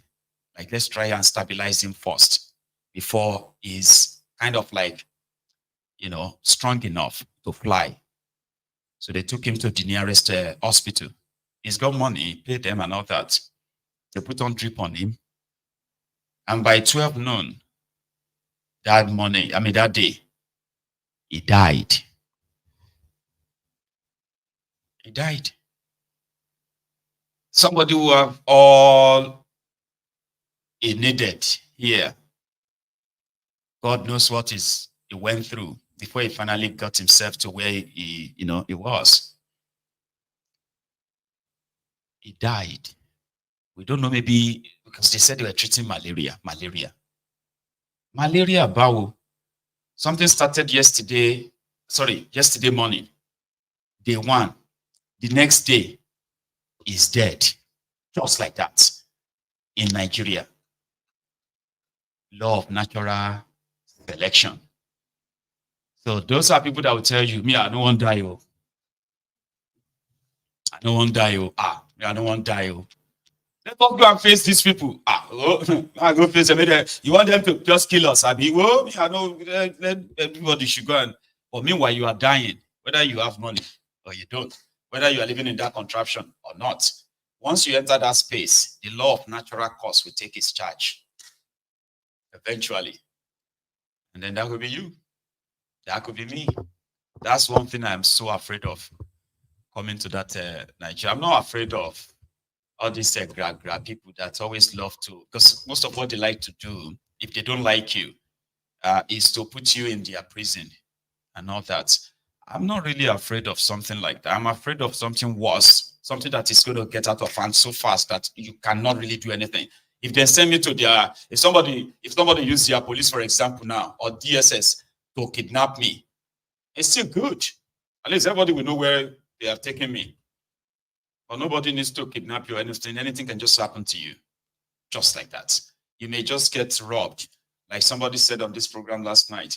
You may get robbed and somebody may just see this Aloku phone. Imagine somebody trying to take my Aloku phone because it's probably cost something in Nigeria. Okay. Like, okay, they can still sell this one for maybe 200,000 naira in Nigeria. Cheaper. That's something that somebody can take from me and because of that, kill me. Imagine killing me because of a used phone. So that is the law of natural selection in a country that is so lawless that these criminals have sort of been in charge. You can just get killed because of your car. Somebody wanted to take your car. Yeah, you get shot, taken to the hospital. And they begin to ask for police reports. Please treat him first. Please do something. Say, no, we cannot touch him. Oh, we need police reports. You rush to the police station. Please, police, give us report. They say, you need to pay us 200,000. You need to give us some money. Say, this person has been shot. He's going to die. No, we cannot. You need to answer some questions. Say, what? Law of natural selection. So nobody want to die, but they will tell you there are many ways of changing. There are ways of fighting. How do you fight criminals who are out to kill all of us? Everything, all their actions shows that you are going to get killed. Nigeria is going to kill you. And it doesn't matter whether you are very poor or very rich. It doesn't really matter. People have money, and their money couldn't buy them their life at the point of no return. I'll leave that for now. I'm coming back to that of the petroleum and all of that hardship, okay? This is the guy I was talking about. It's a former minister. He's a former minister of power in Nigeria. You remember? Do you recognize him now? That's the guy that took a 33.8 billion naira meant for the Mambila power project. While he was telling Nigerians that they are working under Boko Haram to give you power. That the guy that this is the guy that succeeded Isaleko Barack Obama. Ajangbadi Albert Einstein, Fashola, your minister of darkness, potholes, and homelessness, and the guy that succeeded him in the ministry of darkness. Now, this. The guy is now standing trial with the EFCC. Money meant for power, he used it to buy houses. Is that not what most of your criminal leaders do? Is that not what your politicians, is that not what they do? Money meant for provision of good roads, healthcare, security, education, paying good money to workers, right? good, better, I mean, standard of good, should I call it better standard of living, right? To the people, they take the money to go and buy themselves houses, buy themselves cars. And then they still parade themselves as your leaders in the contraption. They walk about and say, we are the leaders. You need to pray for us. Those are the people they're asking you to pray for, by the way. So for PDP, see this is going on in PDP now, okay? You see these two guys, the guy in the middle is called Damagon. The one on the right is their secretary. You see the one in the middle and the one on the right? They are the acting chairman and the acting secretary of PDP. Two of them are loyalists of Werewike. And they are being funded by the PDP G-string governors before some of them left. Okay, so now Solomakide Ibadan, Werewike, Ekweazu, Egwanyi, Autumn, they belong to the same camp. Now the one on the left is their treasurer, PDP treasurer. So this morning, the supposed National Working Committee of PDP, they now suspended these two on the right, the one in the middle and the one on the right. They suspended them for anti-party activities. They appointed the one on the left. Ali or something. Let me see. I think his name is something Ali. Okay. So they appointed the one on the left, right? Yayari, sorry, Ahmed. His name is Yayari Ahmed. They appointed him as the now acting chairman of PDP. So this afternoon, the guy in the middle and the guy on the right, they went to court. And the court gave an order, Nigeria court, they gave an order that these two cannot be removed by anybody. Supposedly, right, the political party, National Working Committee, have the power to either remove anyone or put them in acting capacity, because they were the ones who put these two in acting capacity. Now they removed them, right? So they call them justice or motosho. You know how? You don't give them already. You don't give them injunction already. Injunction says the National Working Committee of PDP, they have no power to remove these guys or suspend them. The same people that appointed them, National Working Committee that appointed them, they now remove them. So the court says, no, you can't do that. You know, say, with a weekend, a life bencher. Yeah, it's a life bencher. With a weekend until his death, is going to be member of the Nigerian bench, as in the Nigerian judges, stuff like that. You get? Yeah, it's a life bencher. That is why in Rivers State, he was building houses for the judges. In Abuja, he's about to start building houses for the judges as one of them. So getting injunctions like that is now water. So PDP will never have peace. Ever. You get that now? It's not going to happen. So those of you probably are looking forward to seeing a PDP that will challenge TINUBU. You are deluded. And I'm here to tell you. So now, this guy on the right is supposed to be the acting chairman with the effort of trying to get at Werewike. Because once they get rid of these two on the right, the one in the middle and the one on the right, once they get rid of them, it's going to be a matter of time before they get rid of Werewike. But since there is a court injunction that says, no, they can't remove them. So they are back to square zero now. So PDP now have two national chairmen. The one on the left, Yayari Ahmed. And the one on the right, in the middle, his name is Umar Damagon. So that is what they are going to drag from this year to next year and the year after it. Here is another thing again. Remember when the last time Mazi Nnamdi Kanu appeared in court and his lawyers, they were acting so stupid, confused, trying to say, no, we can't stand trial, we can't have any trial if this court is not going to obey the Supreme Court nonsense that that guy was spewing. Right. So Nnamdi Kanu had to stand up by himself, for himself in court and faced Muritala Nyako, the woman on the left.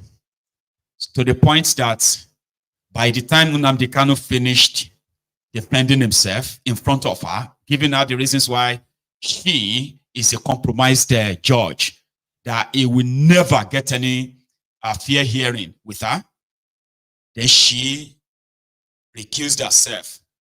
After that day, she excused herself. That's what that means. When you recuse yourself from a case, it simply means that you withdraw yourself and say, okay, I'm not going to handle it anymore. Take your case elsewhere. I won't do it.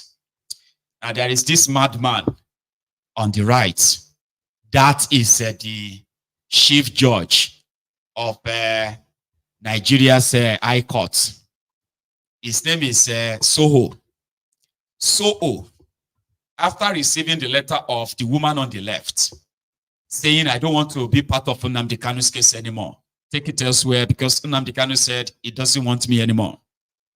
This man on the right looked at it and then sent it back to her and said, no, you continue with the case. Do you see what we're talking about? Yeah, I said, you know what? You are the one that we want to handle it. Continue just toying with it and playing with it. Don't worry about anything else, okay?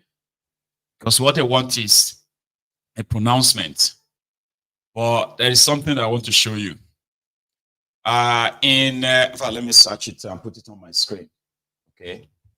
In 2022, yeah, an appeal court in Nigeria, right, ruled that Nnamdi Kanu, right, that was in October. I don't know if you remember, but don't worry, I'll put it on the screen, okay, so that it won't be like I'm just saying it. Give me a sec, okay? An appeal court on the 13th of October, 2022, ruled that Nnamdi Kanu, right? Hang on, no, what's this? Yeah. Ruled that Nnamdi Kanu must be returned back to Kenya because his abduction was so illegal and it has rendered all legal standing of Nigeria illegal, irrelevant, because they kidnapped him. In that CEO, I'll read it to say, the Court of Appeal sitting in Abuja on Thursday upheld the appeal of the detained leader of the proscribed IPOB, Nnamdi Kanu. The court also discharged and acquitted the embattled leader of the proscribed group. Kanu had, in his appeal dated April 29th that year, 2022, applied to be discharged and acquitted. Kanu was first arraigned on the December 23rd, 2015, and was later granted bail on the 25th of April, 2017. However, the Court of Appeal on Thursday declared as illegal and unlawful the abduction of Kanu from Kenya to Nigeria, and quashed the entire terrorism charges brought against him by the federal government. The appellate court held that the federal government breached all local and international laws in the forceful rendition of Kanu to Nigeria, thereby making the terrorism charges against him incompetent and unlawful. The appeal court, in a judgment by Justice Oludotun Adebola, voided and set aside the charges by the federal government against Kanu. The appellate court proceeded to discharge Kanu from the alleged offenses. Justice Adebola held that failure of Nigeria to follow due process by way of extradition was fatal to the charges against Kanu. The appeal court further held that the failure of the federal government to disclose where and when the alleged offenses were committed was also fatal to the terrorism charges and made them liable to dismissal. So, reacting to the judgment, Kanu's lawyer and human rights activist Ifeanyi Ejiofor wrote, appeal allowed, Oyendu, Maazi Nnamdi Kanu discharged and acquitted. We have won. Right. So what happened after that? I'm just reminding you so that some of you who kind of love to listen to all of the propaganda that Nigeria continue to spew. And that is why we told you then that keeping Nnamdi Kanu in their detention is illegal, right? Malamu then appealed to the Supreme Court at the time and said they needed a stay of execution because they've lost all the lies, all of the media trial, all the propaganda, everything fell flat because they did not actually even have any chance of proving anything in court. Till tomorrow, they have nothing to prove in court that Nnamdi Kanu actually committed any crime. But majority of all these things, a lot of you hated him. Majority of what you have all come from the propaganda you have been fed on social media. And maybe your hatred for the Igbos, by the way. There are Igbos who also hated Nnamdi Kanu simply because they couldn't believe that somebody like Nnamdi Kanu would control such massive following.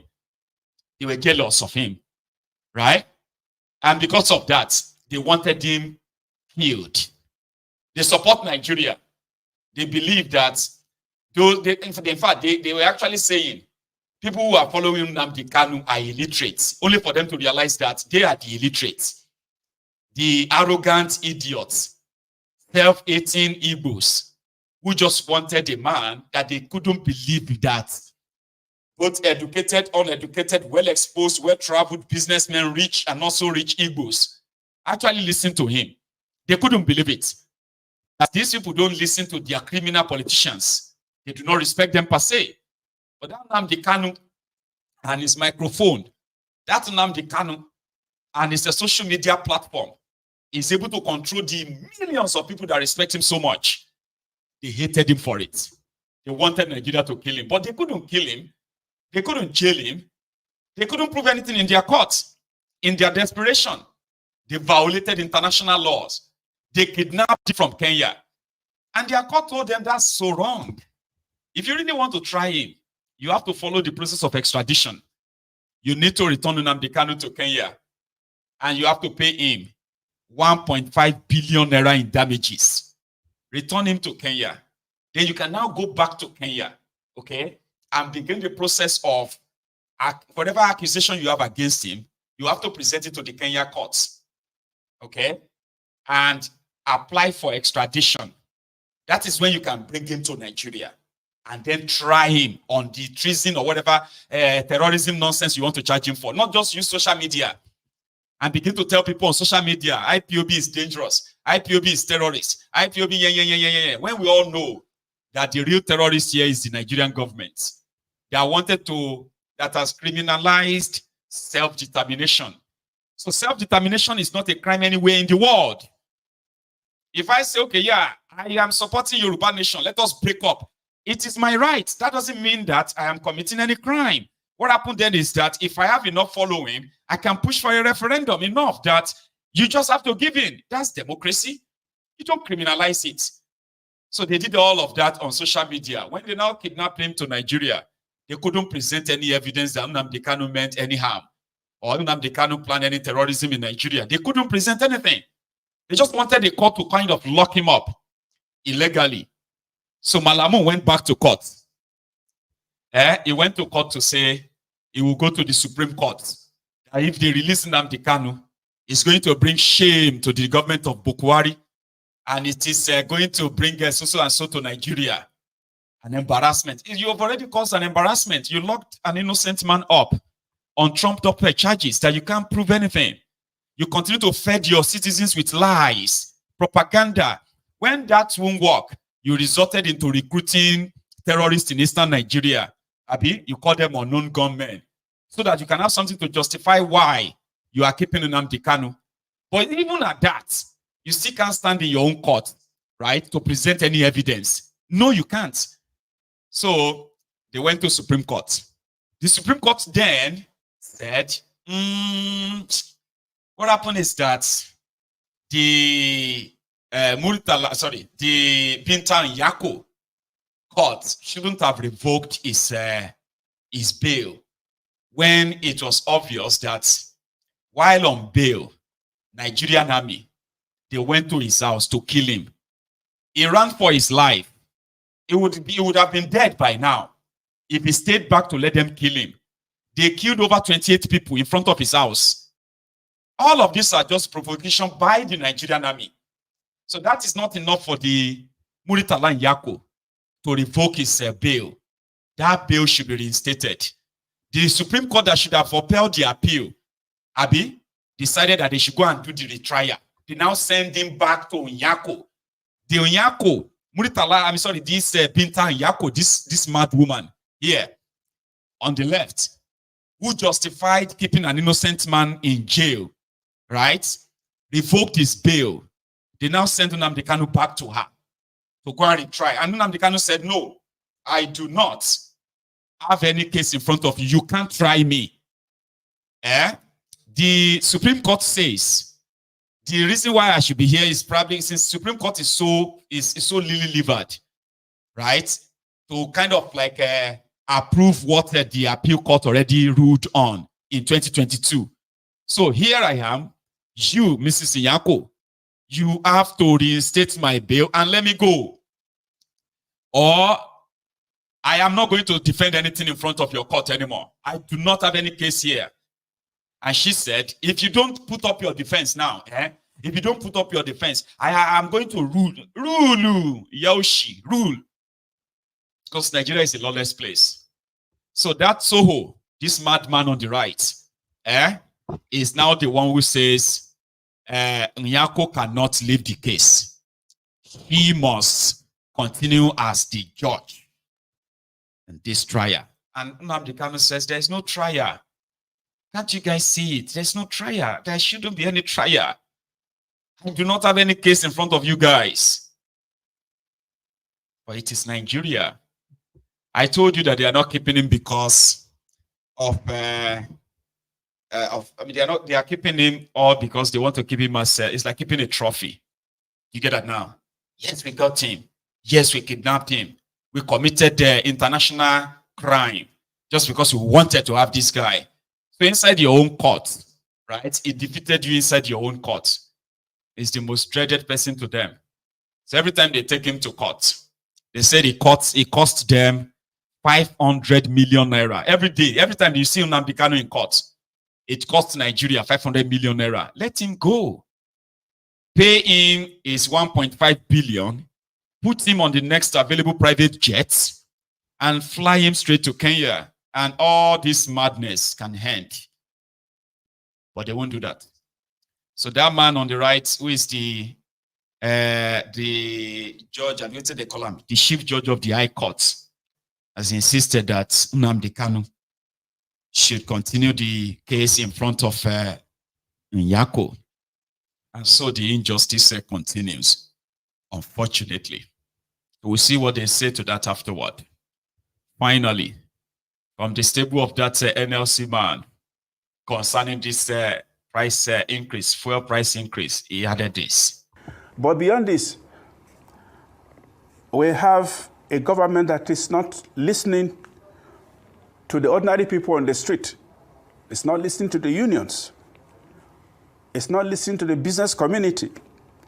It's not listening to the clergy. It's not listening to elder statesmen. We have a government that wears the garb of infallibility, that arrogates to itself an all-knowing role. A government that is implacably arrogant, superciliously conceited, and downright self-righteous. It only loves listening to its own voice. This will not lead it anywhere. Time has come for government to sit with appropriate stakeholders and find a way out of this conundrum. Because I tell you, and Nigerians, that this 1,000 plus that we're paying now, this is not the last bus stop. In the next couple of weeks, prices will go up. You mark my word. Thank you.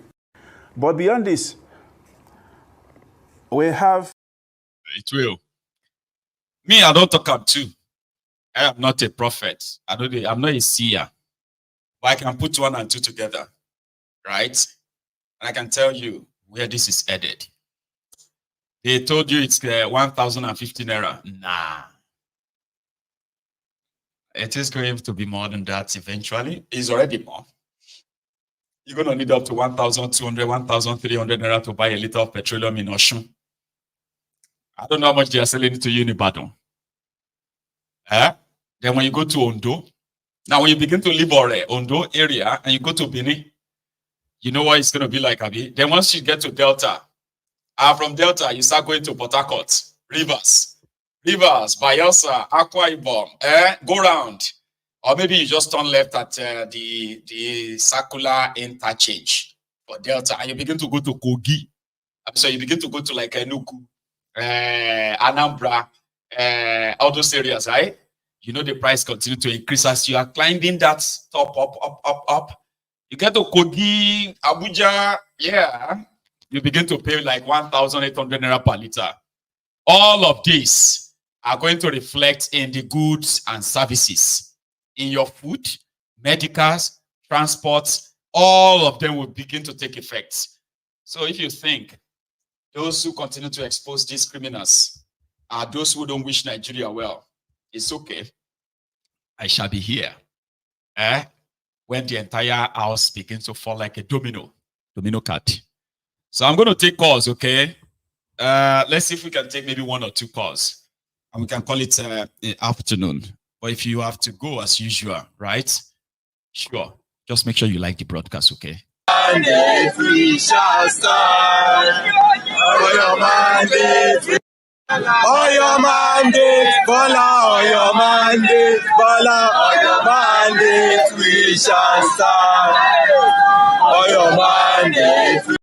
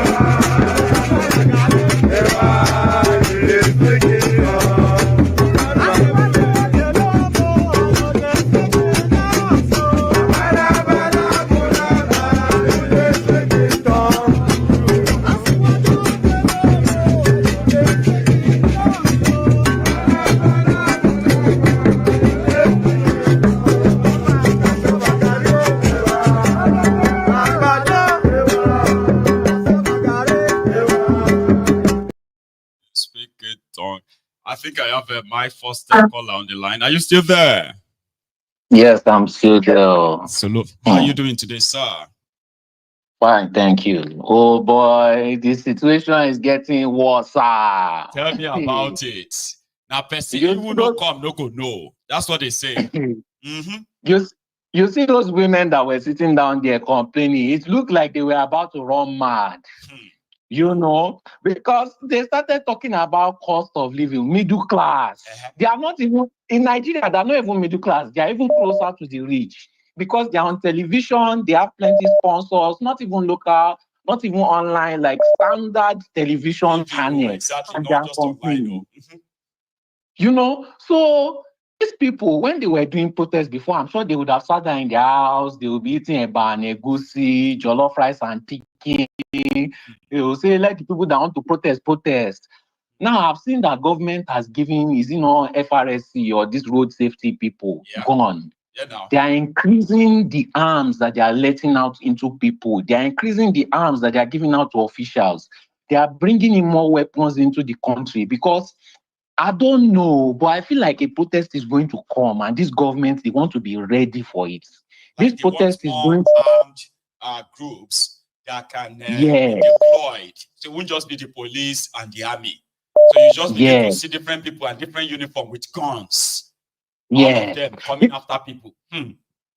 If the next protest comes out without announcement, it is going to be bloody and they may not be able to control it. That is why they are arming these people. And this federal government, they don't do nothing out of just randomness. No. They are arming these people because they can feel it. They probably have gotten information that something is coming. I don't know, but this is just my analysis. It may be true, it may not be true, but these people, they never do anything for nothing. That's just what I notice. Everybody will come out. It just needs just only one spark. That is it. I don't know. The situation is just getting worse. People are starving. They can't keep quiet anymore. They are going to start talking. Maybe this silent majority that you have been talking about, maybe they will finally come out. I don't know. Maybe fuel has to reach 1.5 or 1.7 or 2 because it's getting there. Reach like 2,000. Because they've started their propaganda video of saying, oh, bus drivers are now getting CNG. CNG that is 2 million, 3 million. How many people can afford it? For people? Meanwhile, it takes you, the minimum you can use in converting your car to CNG is 1.2 million naira, 1.4 million naira. Who get 1.2, 1.4 million naira for this economy now? Who get that? Let me tell you where their plan messed up. The people buying CNG, they are using it for business. That is the only reason why they bought CNG. It is not, show me one average Nigerian that is not using their vehicle for business that changed to CNG. None. Only business people, because they are using it as investment, not because, oh, they can afford to do it. That is the only reason why. So this protest, I don't know how it's going to come, but if government is preparing, then something must be boiling up that we don't know about. Wow. This is just my analysis. And then it's only time that will tell. You know what? It's only time. It's only time. We'll keep watching, and then we'll keep enlightening the people as well, just so people know that if anything happens at all, it is not going to be an impromptu. It's been cooking, right? It is already been cooking. Yes. We'll see how that goes. Thank you so much, man. Thank you for your work. You have a good one, Baba. Nice one. So I have another caller, and that will be Mama Echo. How are you, ma'am? Did I get you on? Hello? No. Okay. Maybe we should try again. Let's try it again. So, here. Hello there. Hello, my good general. The general of Tito. Yes, ma'am. Mama Echo, how are you, ma? We can't pay. As usual. Good morning. Good morning and well done. Thank you, ma'am. The Lord is your strength. Amen. And His grace will continue to fall upon you. Amen. Thank you so much. Together, that country will go liberate them. By fire, by force. Any form, yes, any form or shape, we go liberate her. Nítorí wípé ọ̀nà kan wọjà. That's right.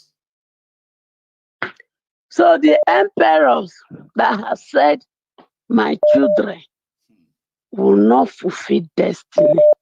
Irọ́ lẹ pa. Our parents didn't fight for us. And we cannot afford to leave this same country for our children. Because this generation that is talking will liberate Nigeria. My children are not done. My senior boyfriend, Chief TINUBU, I want to let you know, you and your wife, Remy, my children are not dumb. Okay? And they are not who you people have defined them to be. Whatever they are doing today to survive, that is not their definition. My children And those who see me as a mother figure, they are king, they are queen, they are prince and princess. They are smart and intelligent. Giving them the right environment, they will overcome any person in the entire world that is so rich. But you people suppress them with every shenanigan you people are doing. And at TINUBU, what is software, my joker card, we are preparing it. And we are preparing it for every captive now hold. If not like, make una release Nnamdi Kanu. If not like, make una not release her. But one thing I assure you, the joker card, the whole world, COVID-19 a small one. Not the virus we won't use, but COVID-19 a small one. And all the president of the whole nation, they go call you. And every demand me and my children put on the table, you go meet them. Some of it, we go give you paper, make you sign. Because we go give you specific time to complete that. You see, all my family want to put for IDT camp. Una go return every person home. Not just returning them home. Una go build their structure in their various villages. Una go build that. Then una go help me return everybody. And all the children, when they don't give birth to, una go give us money to put them for school. I just they tell you, Tim, you see that your useless INEC chairman, we go sack without benefit and go jail. You go see, oh, and all my children want to put for prison because information reaching me that there are some of my children in prison that their family did not even know they are in prison. They don't do burial for them, but they put them because of useless people when they call themselves big man in Nigeria, home and abroad. They use influence, they put children for prison. Oh my shefu bobonyo. Then you don't want in north. You people that is in the north, that is like to the northerner, that education is haram. I want to ask you people, why are you bringing your children to the Western world to get education? Oh, all of you, you are doomed forever. And Obasanjo, before you go begin waka your kurukere, they pretend that you start to they reconcile. And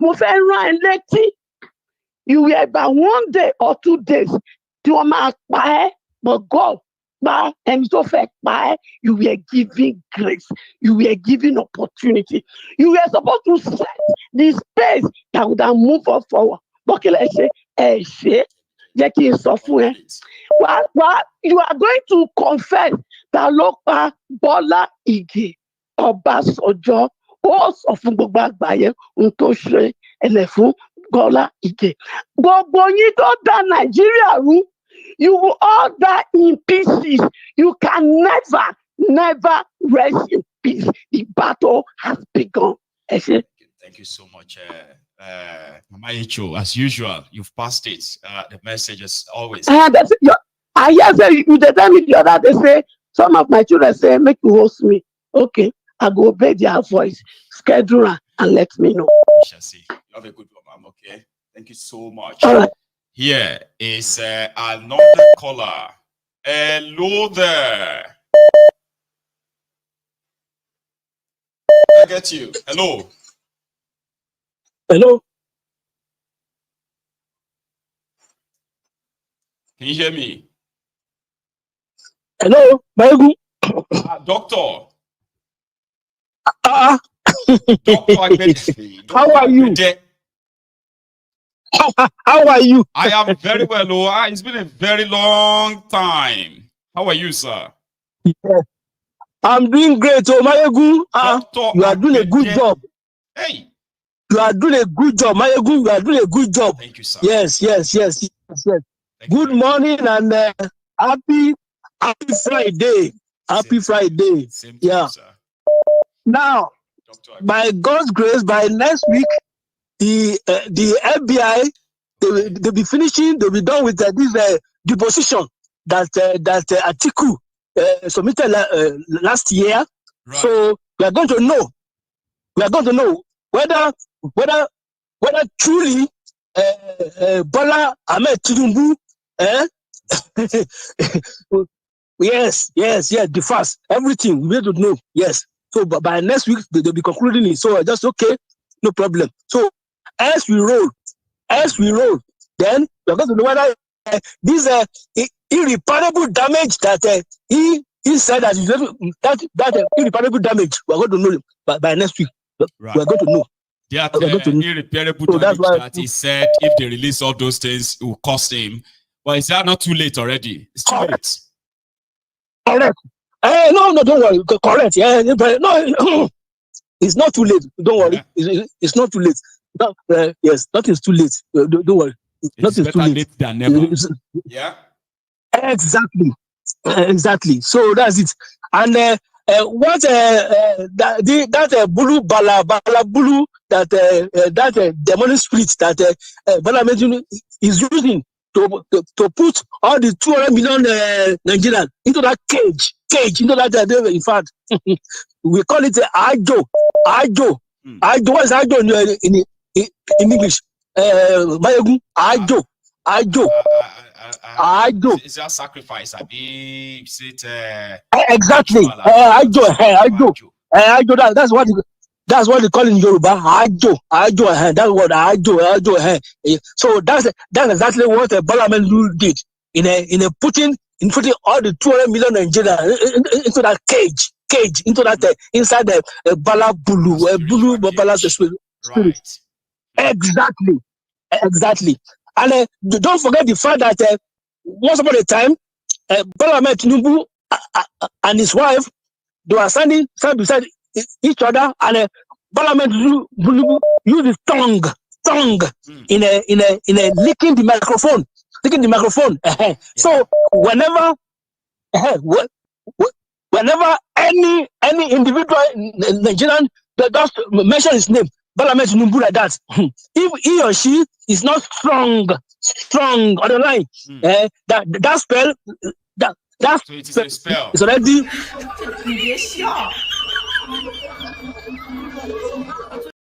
Whenever any person mentions his name, Bola Ahmed Tinubu, that spell will automatically be upon me, unless the person is strong spiritually. So be careful. Thank you so much. So that's what I'm going to say now. Good to hear from you again. God bless you. Yeah, we shall wait God bless to see what the deposition will come out with. Yes, correct. God bless you. You have a good one. God bless you. Bye. You have a good one, sir. Yeah. Wow. Here, I have another caller on the line. Yeah, hello. Hello, Mr. Maigun is Hold Up. Me again, yeah. Is that Hold Up, you said? Yes. It is Daniel, Hold Up. Daniel, yeah. I'm fine. Yeah. So it's another day and it's another drama. It's all coming from that from Nigeria, Baba. Here we are. Yeah. Sometimes well, it's not sometimes. I mean all the time when I listen to these people talking in their senates and all, they crack me up so much that when I ask myself that what are they talking about? Does this actually has anything to do with the government? Does it? Yeah. So now I'm gaining more understanding into the Nigerian governance system, right? Because nothing is actually being produced in Nigeria. There's no set of maybe indigenous or maybe one part of the country that specializes on anything. You see, if you look at China, they specialize on like manufacturing, and then they started in a very humble way where things are so cheap that they encourage their citizens, they teach them the value of being a very hardworking and self-respect, that okay, that's the way to go. And they did it and they are so successful in it, successfully. So, but what Nigeria is managing is that the more you put people into disadvantage, the more people go poorer, the more the so-called bandits, terrorists, whatever, are being killed, and then the more you have the chances of getting, loans, or you use your Bambiala bowl to go to the international stage to get some crumb that is falling from the hardworking countries like China, America, and all and all and all. So they are giving you this money, they know that you are, what you are portraying, because you are portraying not just only yourself in the international stage, but you are also portraying all your citizens to, they look at them like that because lazy and beggarly. Yes, That's so true. yes, because they are teaching the kids here, right? My daughter, and every day I know how they are talking about Africans, that they are the third world countries, and then they mainly depend on the LGOs and all the and this and this and that. So you can imagine. You can imagine the generation to come, 2-3 generations to come, that's how African is going to be portrayed, right? So Nigeria especially had never gotten out of that bracket since the independence. The independence time, that where a lot of money were pumped into the system because of the remnants of the colonizers around who are still watching over things. At that time we had it very easy, after 15-20 years after the we got our independence, the type of infrastructure that was on the ground was being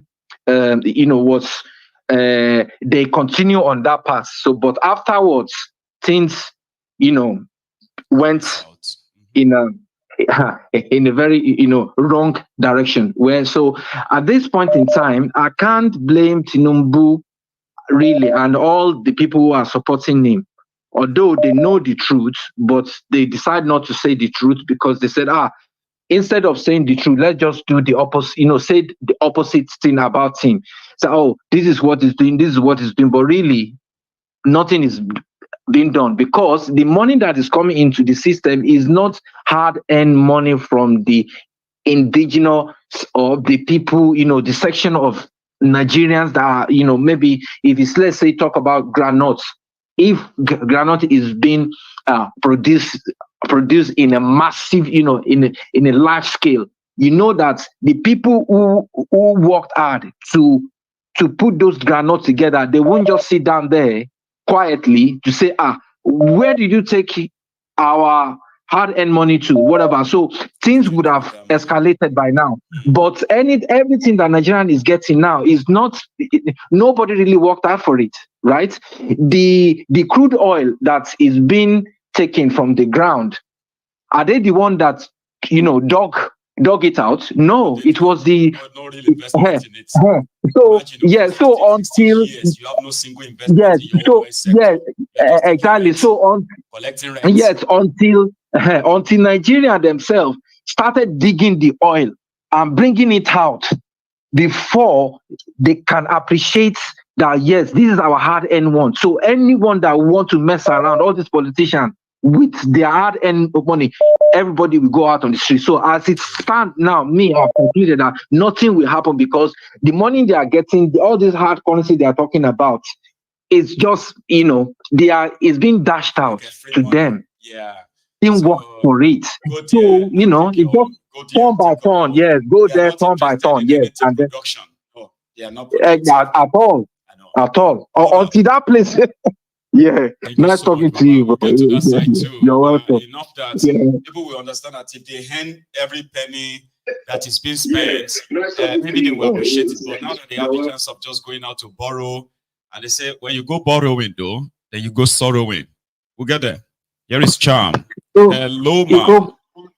Hello, Michael. You go borrowing and you go sorrowing. That's it. It's a popular saying. When you go borrowing, then you go sorrowing. And that's what Nigeria has been through, where the IMF is setting the monetary policies for the country. For a country of 200 million people, there is no way out of this. no way out of this. Listen, no, I mean, there's a way. There's a way. I think the people are generally waking up to the way forward. Is like you said, break it up and save lives. Okay, when you break it up, they will have to, how will I put it, come to you with new terms and conditions, and unless you've been asleep all these decades, then you walk into the same trap that you just escaped from after breaking up Nigeria. Exactly, walking back into fought for this debt forgiveness, only for him to lead us back into it.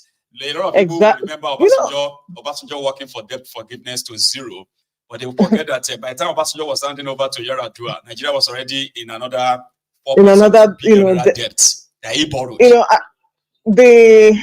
You said a lot on your show, right? But there's something that I think the previous caller was talking about, how the children who are being, your child, my own children, every day they talk about Africa and how poor we are because we have, idiot leaders like TINUBU and co who go are borrowing, while the people are sorrowing, right? But you see, the truth they never tell those same children, which is the truth that we have to tell them, is that 99% of the world economy depends on an underdeveloped Africa. Africa is the way it is because it serves their own selfish purpose, not because Africans are incapable of managing their own resources or developing their own industries around the resources that they have. No, it is because the Oyibo or whoever wants it the way it is, because it serves their own agenda and their own purpose. So it's easy. If you had a wealthy black nation, do you know how hard it is? You're going to have to sell that, these people are so backward or not intelligent and things like that. Yeah. It's going to be a very tough one to sell. But when you actively recruit people like TINUBU, because I believe that here, and I've always said it here, that TINUBU is an asset. Everything that's going on in that country, the way it is the way they want it to be. That's right. Take it or leave it. And Obasanjo himself, all that, they liked him and everything. Obasanjo was also an asset. They also used him. Every leader but none has been used. I don't know about the only person I don't know about is some people kind of disagree as well, but there's some clarity that we need to give to people. Okay, listen. Yes, we have criminals in Africa, right? Oyibos are not the ones who are going there. No, but there is a way, right? For example, let's say you have criminals in Africa, where like thiefnubu, who is a known heroin trafficker, right? Back then, let's assume that America sent a signal. If that guy becomes president of Nigeria, we will arrest him in America. He won't dare. He will stop their ambition. You know that? Absolutely. If there's something that says, if that guy becomes the president of Nigeria, we will sanction Nigeria. We will sanction him. And if he ever touches land in, if he ever touches our soils in America, he will be arrested for his crime. He will be arrested. He will drop his ambition of being president. So with but did they do that? Leaders who steal from Africa, take the money to America and all this part of the world. If they know that once America gets a hold of those money, it's gone. They will not have ambition of possibly joining politics. But no, they will be the one to roll out the red carpet for them. America have to redacted thiefnubu's criminal record. Can you believe that? Criminal history. They redacted it. Yeah, of course. And I've always said it, right? Yeah. Because I always found it quite suspicious that every time they were given time and somehow TINUBU was always one step ahead. I was like, this doesn't make any kind of sense. No. For him to be always one step ahead and always, be there at the cost before every other person to say, oh, please don't release this. That means that there's an insider that is advising him and telling him, okay, you need to do this. Otherwise, if you don't do this in our country, we have no choice. Under the Freedom of Information Act, we have to release it. But he was always one step ahead. And that was when I knew that this man is an asset for this country. They know who he is, and they don't want to give us what we need to ensure that he doesn't become president, because him being president suits any kind of purpose that they will have. Do you understand? You see, everything that's going on. Mexico next to America, where we know they are like drug this, drug that, right? America put their feet on ground to ensure that even the most of the drug cartel will never seize power in that country, because they won't, as much as they know the country as for what it is, right? They do everything to make sure that, It might be a drug dealer. Cartel being president in Mexico. No, it won't happen. And I think one of them tried. I think one of them tried to actually be president. What do you call his name? Yeah, Escobar, and then I think it was him, by the way, who wanted to be president of when he became a senator, by the way.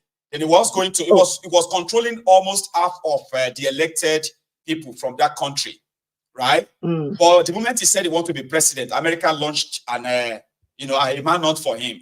Listen, he was arrested, and the rest is history. TINUBU, my God forbid for you to be TINUBU, I beg.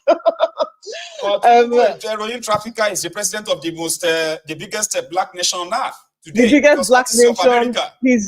He's welcomed in France, he's welcomed in China, he's welcomed in England, that he was free to go there for medical attention and all of that. He's welcomed in all of these places. And going back to Nnamdi Kanu, for goodness sake, this is a man that they are illegally holding. At this point, it's a criminal offense of what the Nigerian government is doing to this man. And he has every right to actually sue the government. And he's supposed to be a British citizen. And I say this again to every Nigerian out there who holds a British passport and assume that because I'm British, nothing can happen to me. My brothers, you're wrong. Wake up. Wake up and smell the roses. That your Britishness does not mean anything to them. And they have never called this man out once. They have never said, you know what, you can't step into the country because this is what you're doing and we know it is wrong. Nobody is holding any of these African countries, their criminal leaders, accountable. Because in order to hold them accountable would therefore mean that they will then have to be accountable for the things that they take out of this country, out of these nations.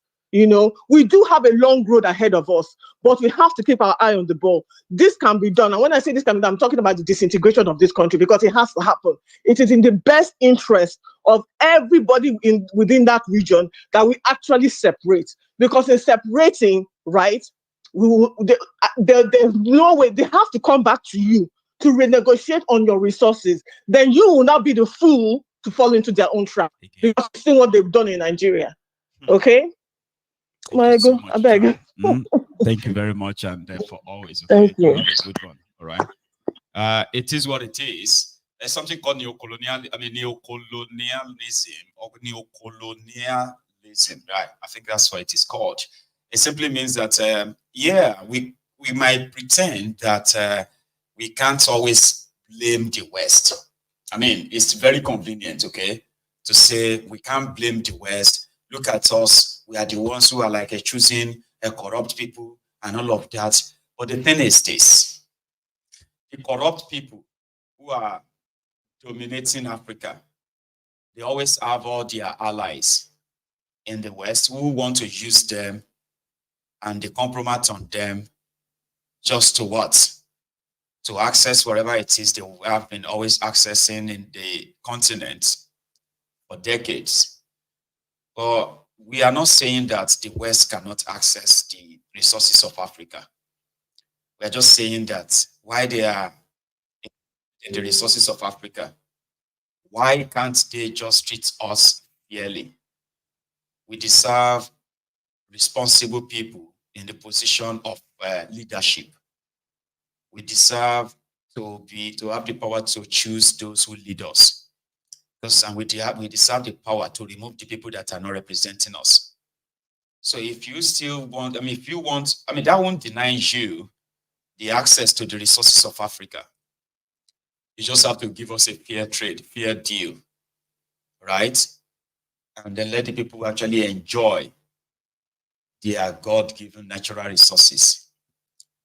So that the criminals who majority of these Western powers are backing, the ones that continue to impoverish our people, they are hurting us. Yeah, you still have access to those resources, but look at our people being so impoverished enough that we do not have power to remove horrible leaders.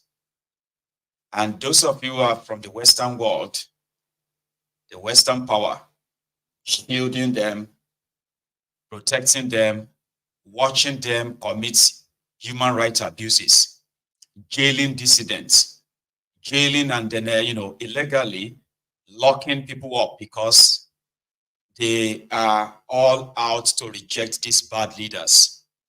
And then the West look away. These criminal leaders are welcomed all over the world, as if to say they are doing well in their countries. They are given red carpets. That's what we are saying. Okay?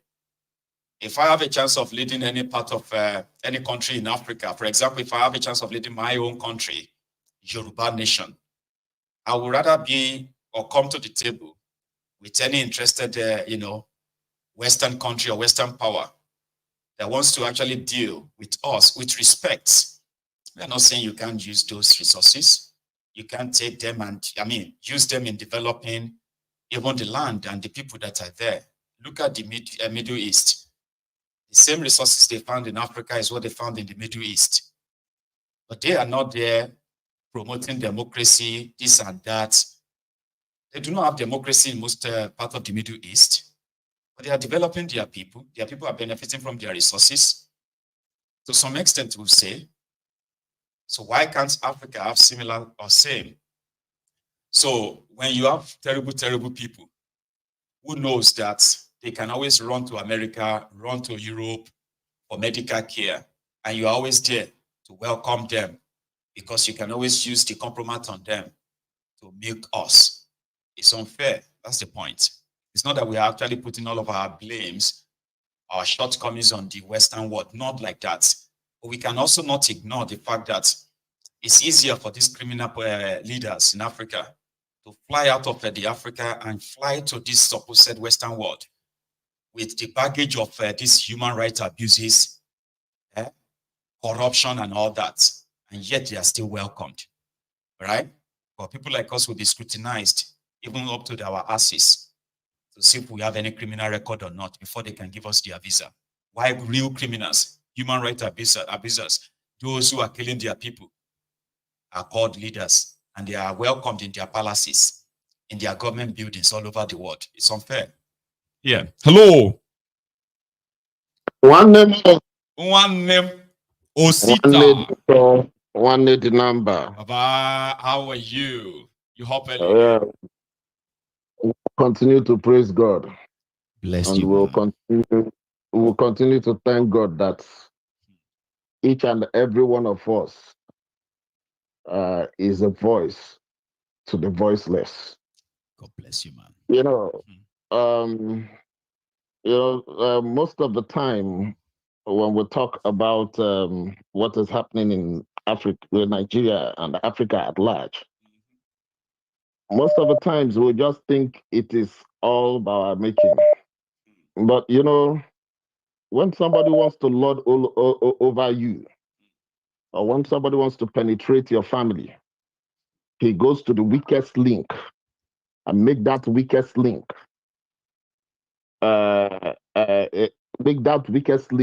strong. And you will think that that person, what the person is trying to build, the person is trying to build your family, but you don't know there's a hidden agenda.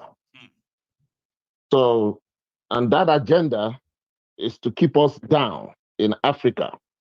Most of the times, it's just that we have to talk about Nigeria because it is the contraption where we come from. It is. But it is Africa at large. They will tell you the richest country in the world that is supposed to be the richest country, no country, is Congo. Yes. It's Congo. But they will tell you that they are the richest, yet they are the poorest. Who made them poor? Who made them the way they are? Those are the questions you ask. And the answer is that it is their corporation that makes this African continent, that's Congo, the poorest nation in the world. If people don't understand one particular thing, in the West,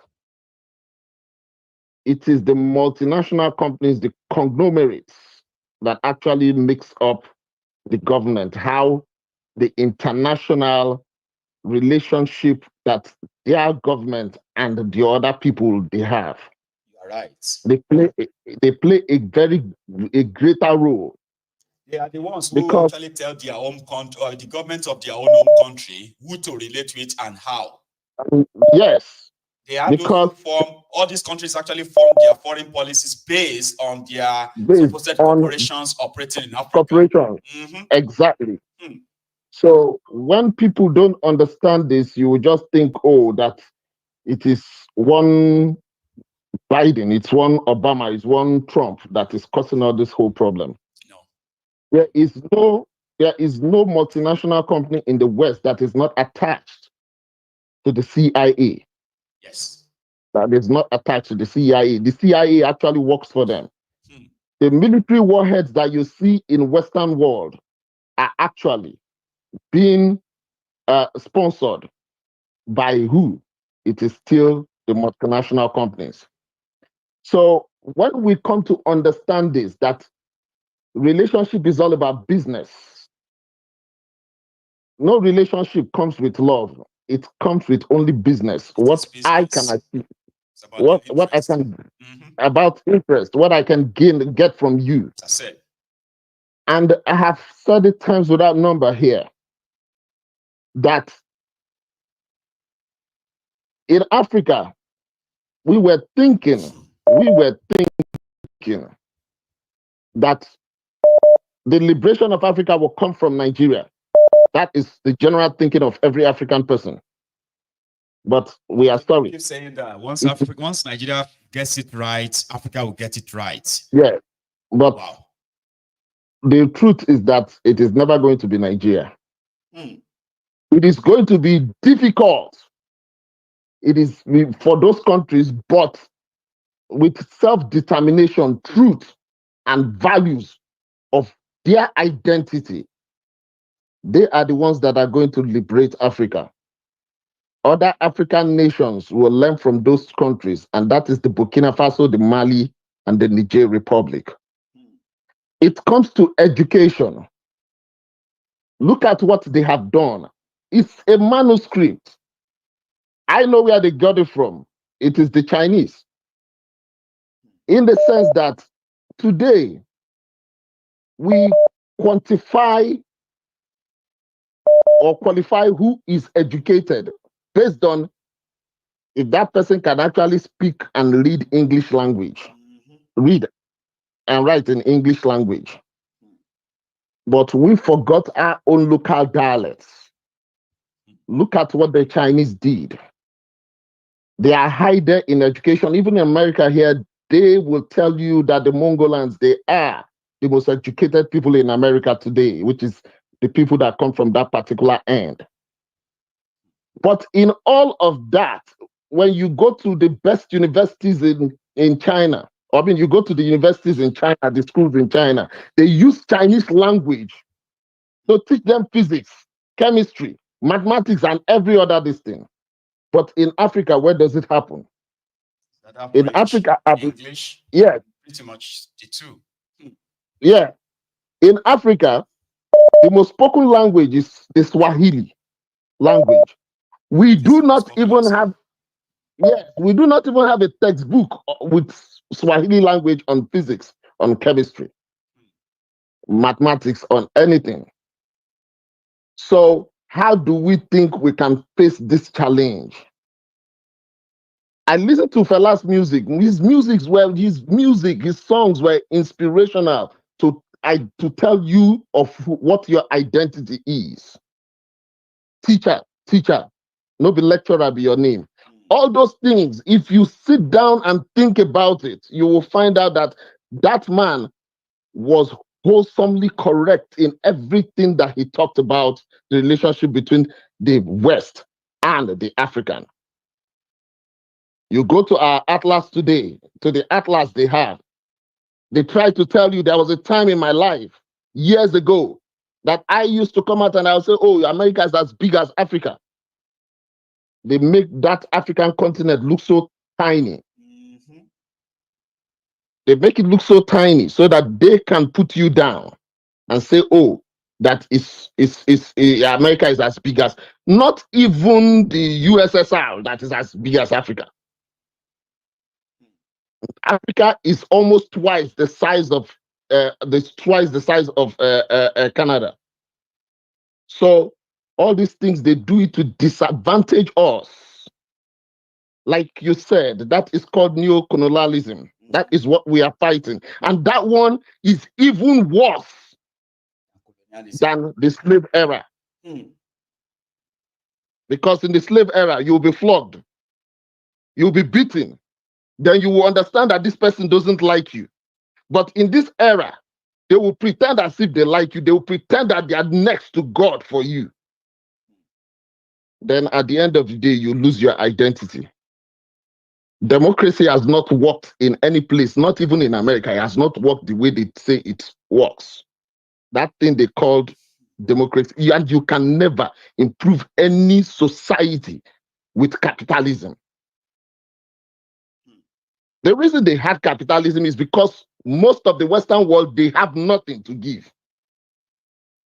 That is the reason they have capitalism. But when a society has something to give, that means it must be socialist system that is going to work for you. So they now destroyed everything that has to do with our own identity. That even people will steal money that they borrowed for the betterment of their, they will welcome and return it back to them. There was a movie I watched, and that movie, I can't really remember the name. But that movie, in that movie, they said everything you see, most of their movies, believe me, 75% are true. In that movie, they said they were giving grants to African nations. And they gave grants to that nation. At the end of the day, they were supposed to give about $1.2 billion. But did you know how much they actually gave? How much? What they actually gave was $200 million.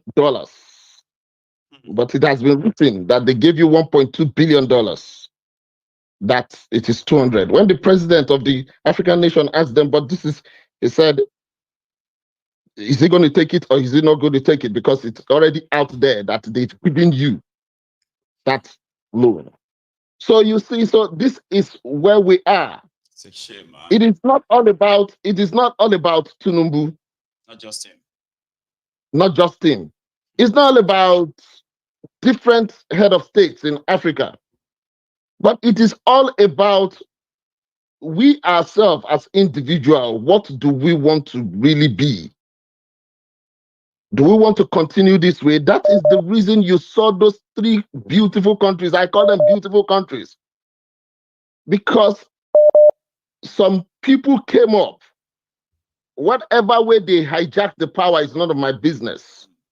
But they are willing to go through the sufferings so that they can be somebody out there.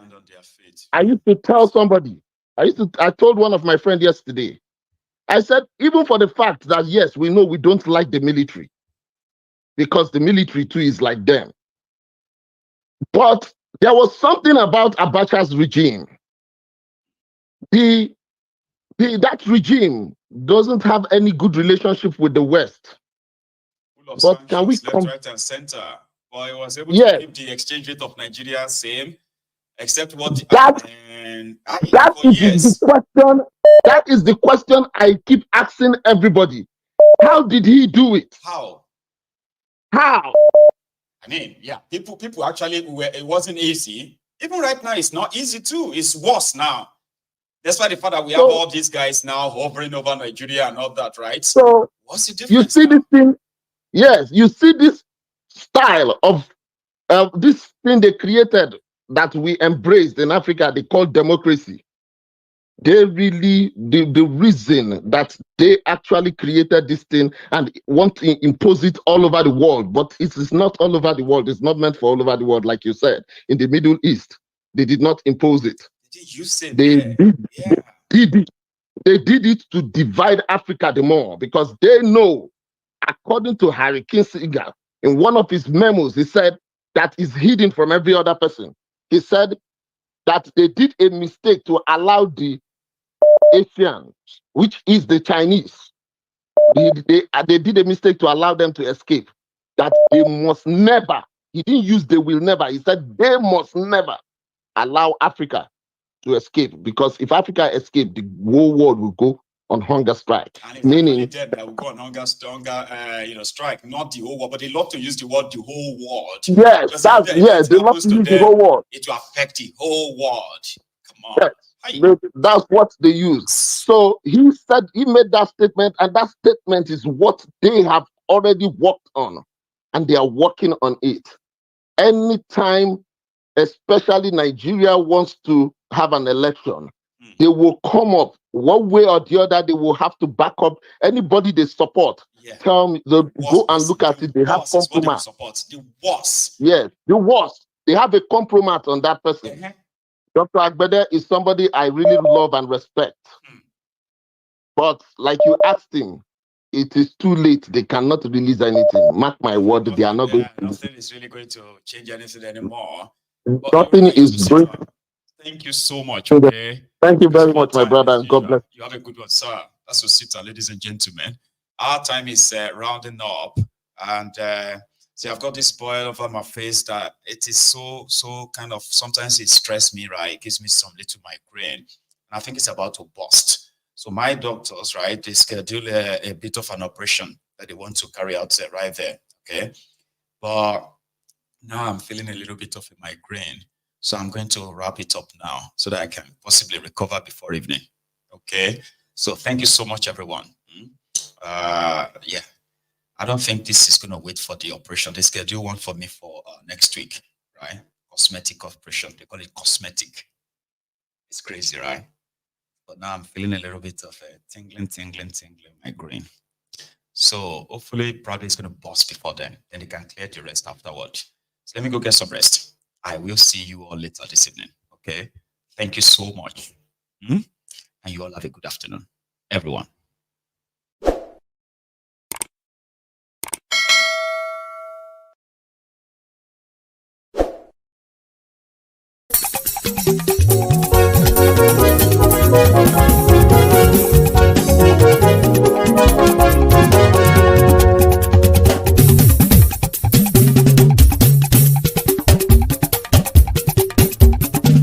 Mayegun làwa mọ̀ làmọ̀ tó dòdòdò. Mayegun dayari Nayibi #1. Mayegun làwa mọ̀ làmọ̀ tó dòdòdò. Mayegun dayari Nayibi #1. Mayegun ti dé o ọ̀rẹ́ ara yìí. Mayegun dayari Nayibi #1. Lórí Facebook, lórí YouTube. Mayegun dayari Nayibi #1. Gbogbo bó ṣe ń lọ ni Mayegun já wa sí. Mayegun dayari Nayibi #1. Àṣírí ọ̀jẹ̀lú kì í bò níbẹ̀ o. Mayegun dayari Nayibi #1. Bó bá ṣe eré àní Mayegun máa wí. Mayegun dayari Nayibi #1. Ó sì tún ṣe eré wàá gbọ́ níbẹ̀ o. Mayegun dayari Nayibi #1. Mayegun dayari political. Mayegun dayari Nayibi #1. Godfatherism kò sí lọ́rọ̀ Mayegun. Mayegun dayari Nayibi #1. Ẹ farabalẹ̀ sẹ́ o kẹgọ́rọ̀ lẹ́nu o. Mayegun dayari Nayibi #1. Àní Mayegun làwa mọ̀ tó dòdòdò. Mayegun dayari Nayibi #1.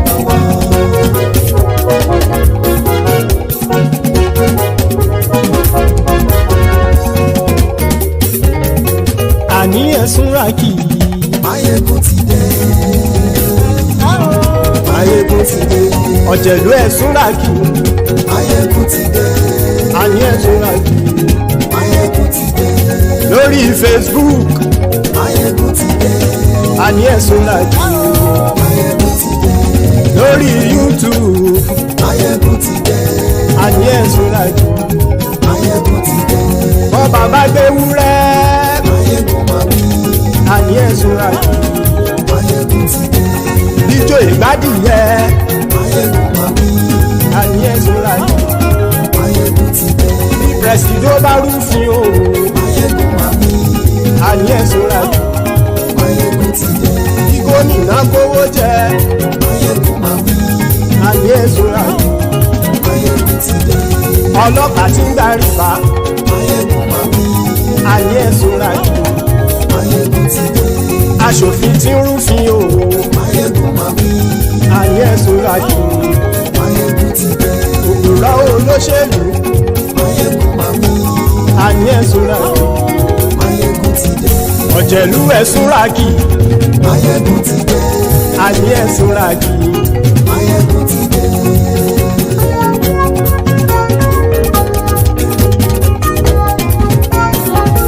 Máyégún ti dé. Gbogbo ọ̀jẹ̀lú ẹ̀sùn ràkì. Máyégún ti dé. Gbogbo ọ̀jẹ̀lú ẹ̀sùn ràkì. Ṣùgbọ́n ní bá ti ṣe èyí tó yẹ kí wọ́n ṣe, ọmọ bá dèrò ní fi wọ́n níran o. Máyégún ti dé. Gbogbo ọ̀jẹ̀lú ẹ̀sùn ràkì.